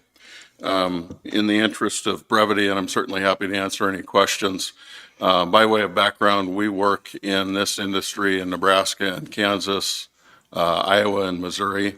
We represent developers of these facilities, but we also represent counties in developing these regulations and ordinances. And we've been doing this for about 15 years in the Midwest. So we have lots of experience. We've seen all kinds of different regulations and ordinances with all kinds of different goals and intentions. The one thing I would add, and I want to thank the Planning Commission. I know it's a hard job and it's a thankless job. And I want to thank Darren for talking to me about this and answering my questions as best he could. The 4,000 acre limit countywide, I would say is unfair to landowners and unfair to companies who want to invest in this industry in Linn County. I understand the idea of not wanting to see the county, quote, covered in solar panels, right? It's a new use. It's a very different use. The reality is that transmission and landowner willingness will naturally limit the number of utility scale solar farms that will be developed in Linn County or anywhere. But I understand wanting to have a limit. When you have a 4,000 acre limit, though, as you heard, and I agree that's about 1% of the county, that could be taken up by one project. There might be other landowners, your constituents, taxpayers in the county, who want to voluntarily put their land into this use. They have no chance to do that. That 4,000 acres could be gone immediately this summer. Pass these regulations, the former speaker's company comes in and gets a permit for, let's say, 3,000 acres. That doesn't leave enough even for a second project. So if you want to have a limit, and again, I can understand that, I think it should be left to the market and to the landowners to choose how they use their land. But I would ask that you consider increasing that limit, 8,000 acres, 10,000 acres, something like that. If there really does start to be a run on Linn County for solar projects, you ultimately have the authority to control that even after you pass these regulations. Right, with these regulations in place, it still requires a rezoning. It still requires a permit from this board ultimately to build a project. So it's not like once you pass these regulations, that's it, you have no control. You do, but I submit to you respectfully that 4,000 acres is just simply unfair. I don't know this for a fact, but I suspect there's not another land use in this county that you limit like that to a total amount.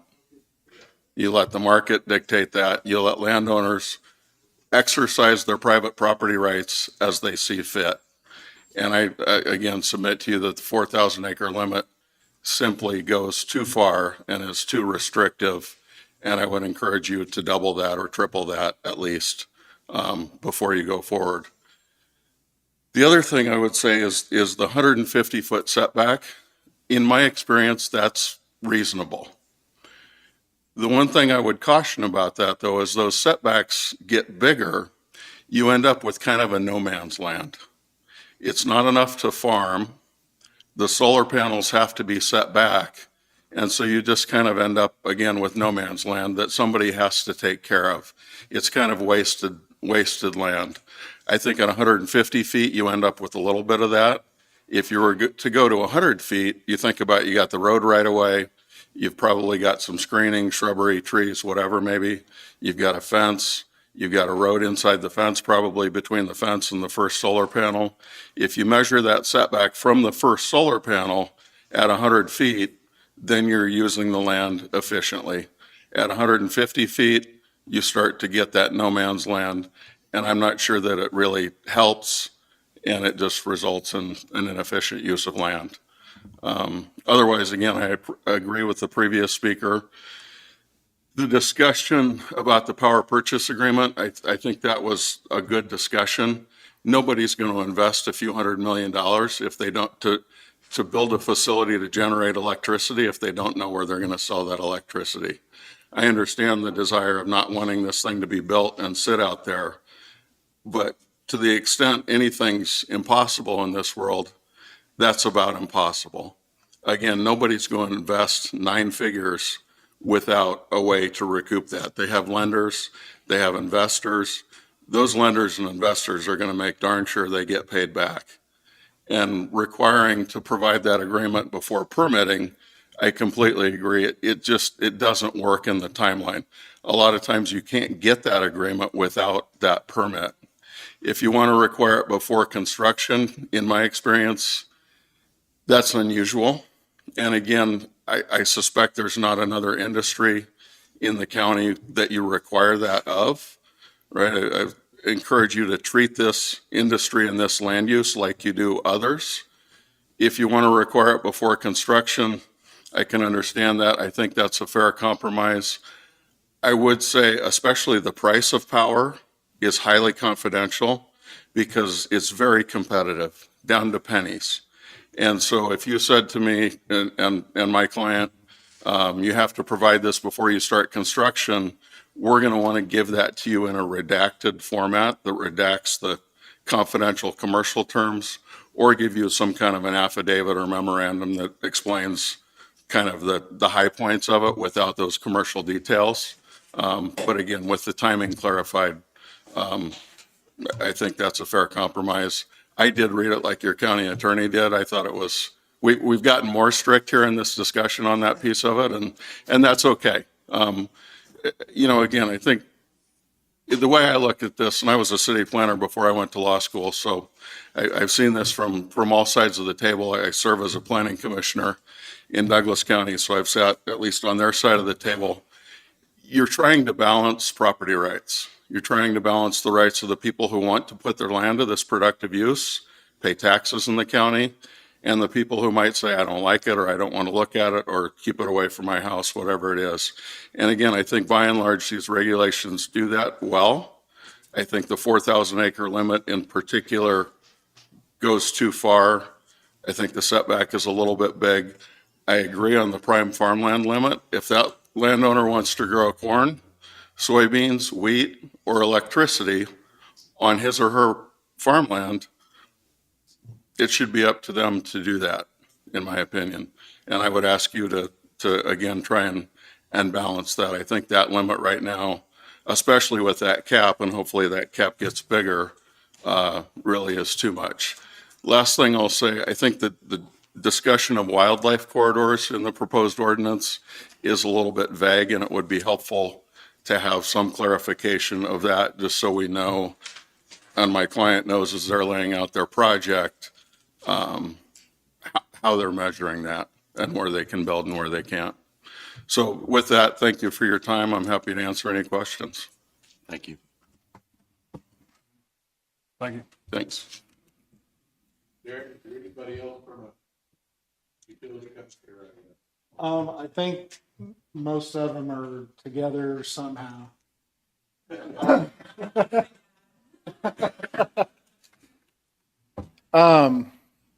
So with everything that's been presented, my objective was to bring you these regulations for your approval. It was approved unanimously by the Planning and Zoning Board. But I think there's decisions that the county commission has. They can table it. Your options are, number one, you can approve these regulations as they stand, either now or in the future.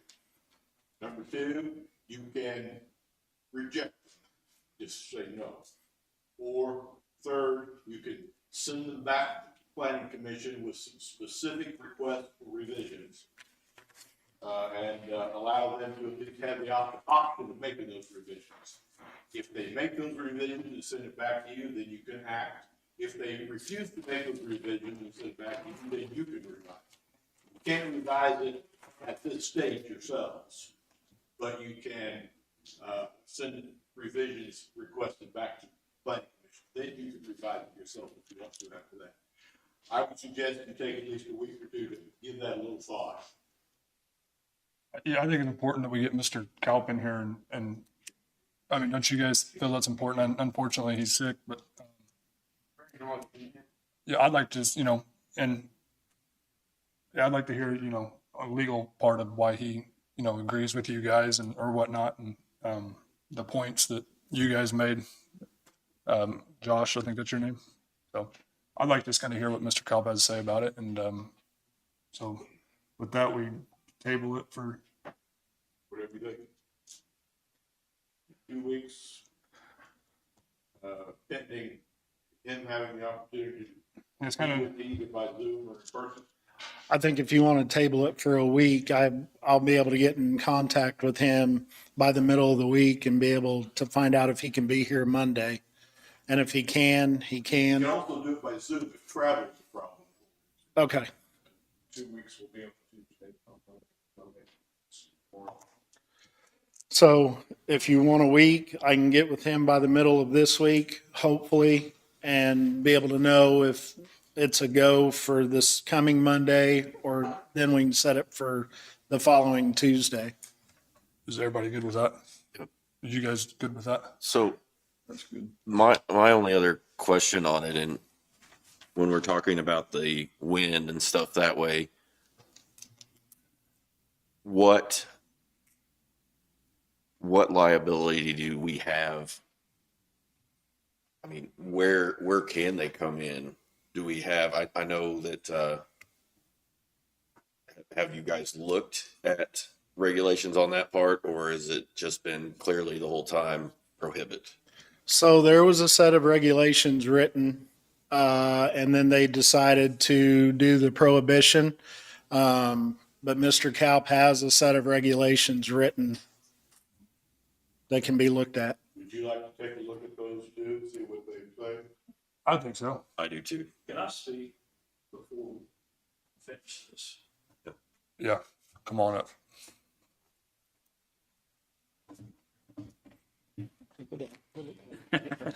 Don't go away. No.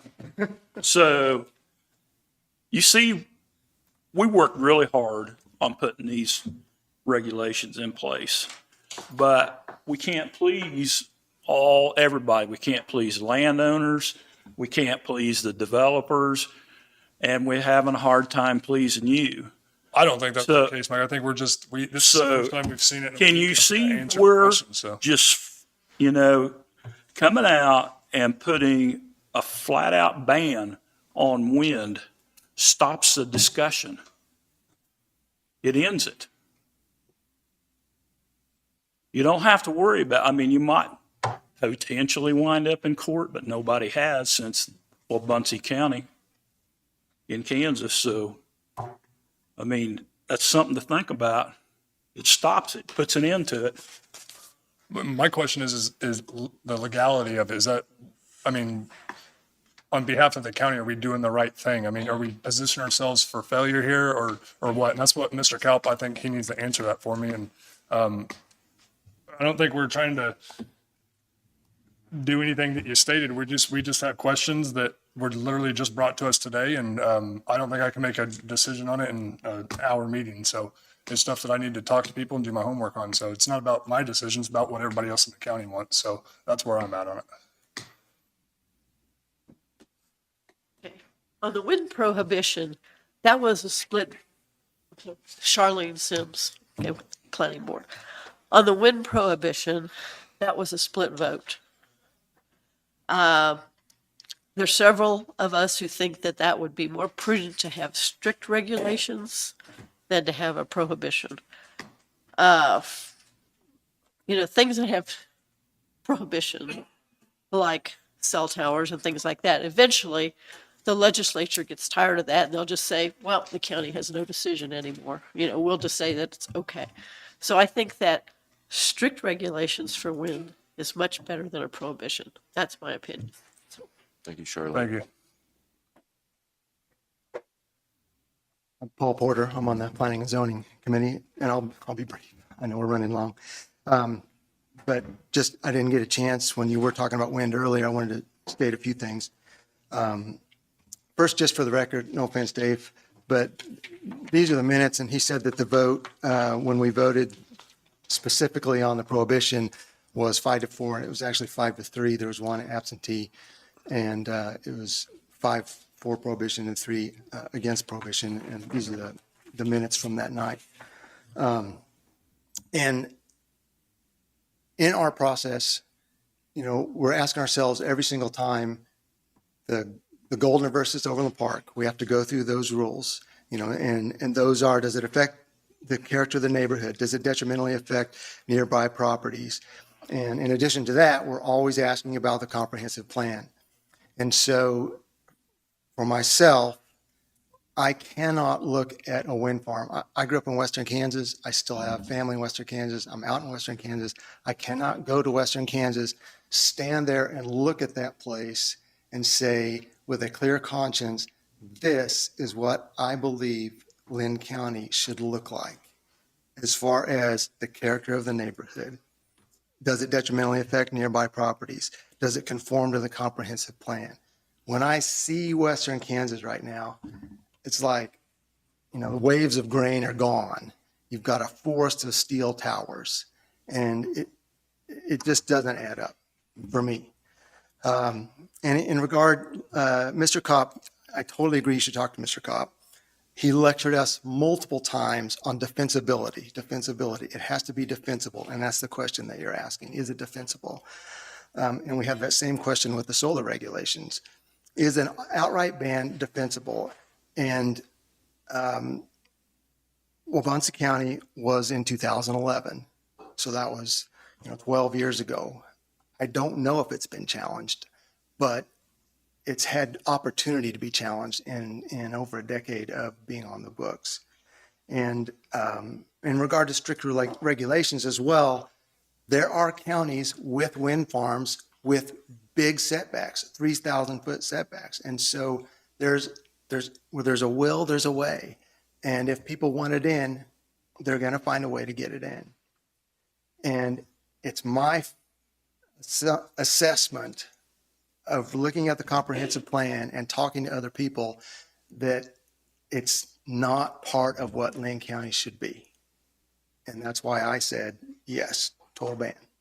So my 2 cents. Thank you. I appreciate your time. And I just want to publicly thank the zoning crew.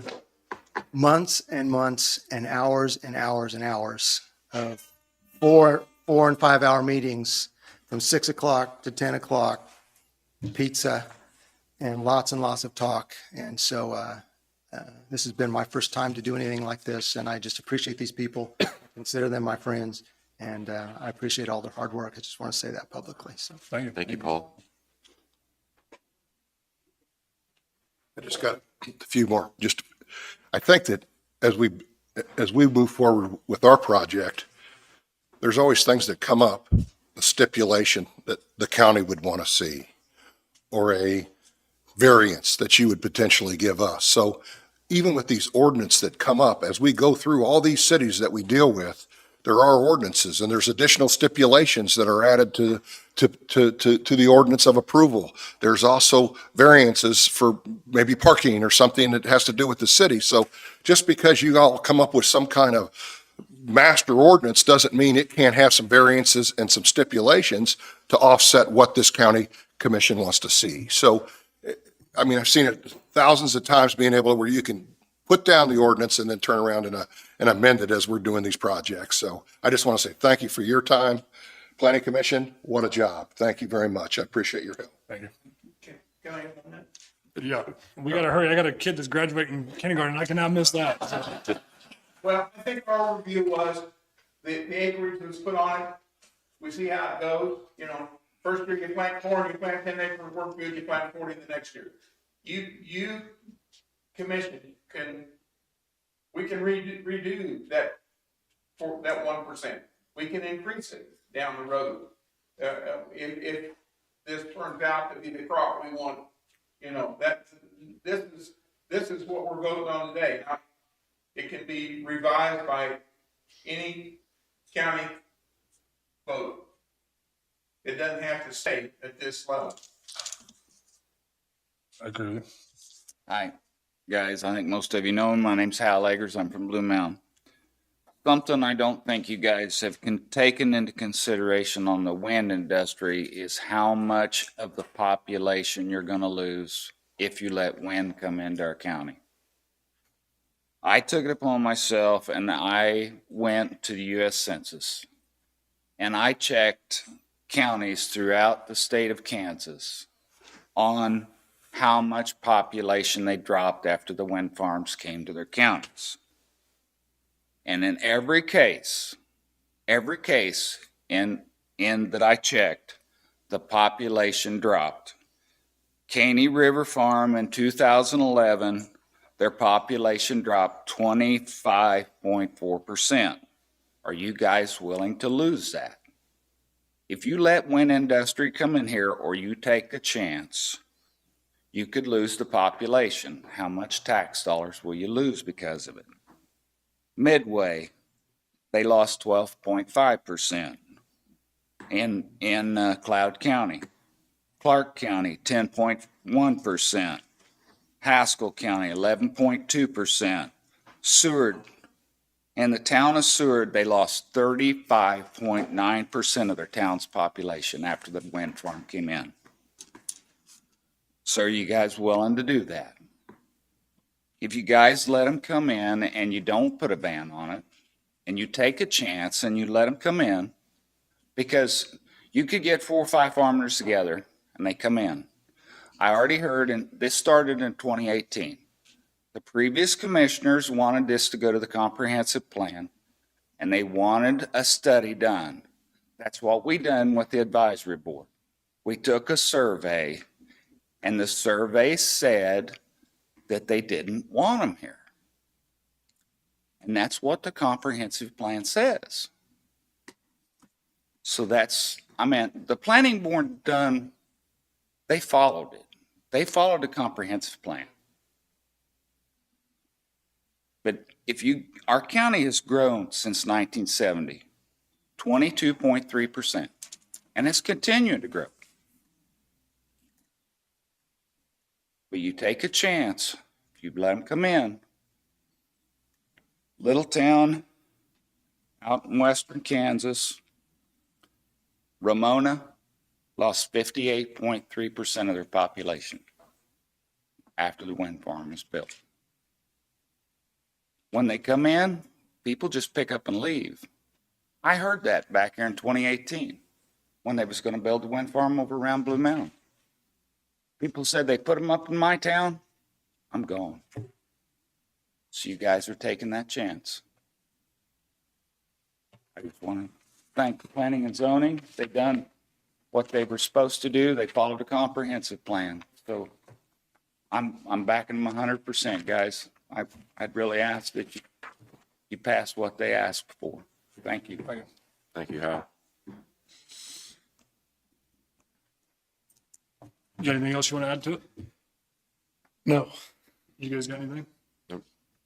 And I appreciate everybody coming in. I know it's a Monday. Nobody wants to sit in a room on a Monday, especially me. So, but I appreciate you all coming in, and I know you guys have put in a lot. I've came to one of your meetings and kind of listened to you guys, and I appreciate, you guys put in a lot of time and effort, and I appreciate that. So, like I said, I don't think any of us are setting up here. I think I can speak for us that we do or don't want it. We just want to know make sure that we're doing the right decision legally. And unfortunately, Mr. Cobb couldn't be here, and we hired him to do this for us because he has the knowledge, and we'd like to talk with him, kind of like a workshop type thing, I think, and just kind of figure out all the rhyme to the reason. So that's kind of where we're at, I believe.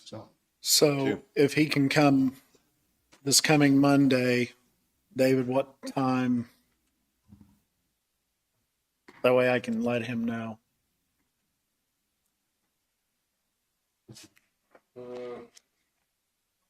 Moment, everything after 10:30 through noon is full. So I don't know how you guys want to go next Monday. I don't have a kindergarten graduation, so I'm good all day.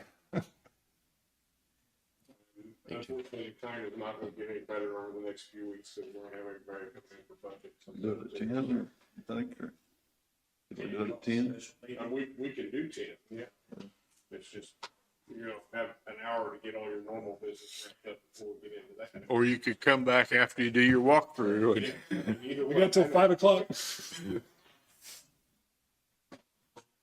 Well, you want, I mean, talk to him, kind of see where we're at and. Yeah, and if he can't make the trip, maybe he can do a Zoom. That's fine. Okay. Be fine. If that is going to be the case, you'll talk to Chris and have him work it out so it's up here. Yeah. Thank you. Thank you for coming in. All right. Well, then we got that figured out. Good. So I got one more thing. So Gary brought up the regulations on when that he did right. Do you want to see those? Yes. Okay. Send them to me also. I haven't read them. Okay. That's all I've got. All right. Anybody else got anything? All right. Well, thank everybody for coming in and drive safe. So I'll make a motion that we adjourn. Second. Motion to move in second. All in favor? Aye.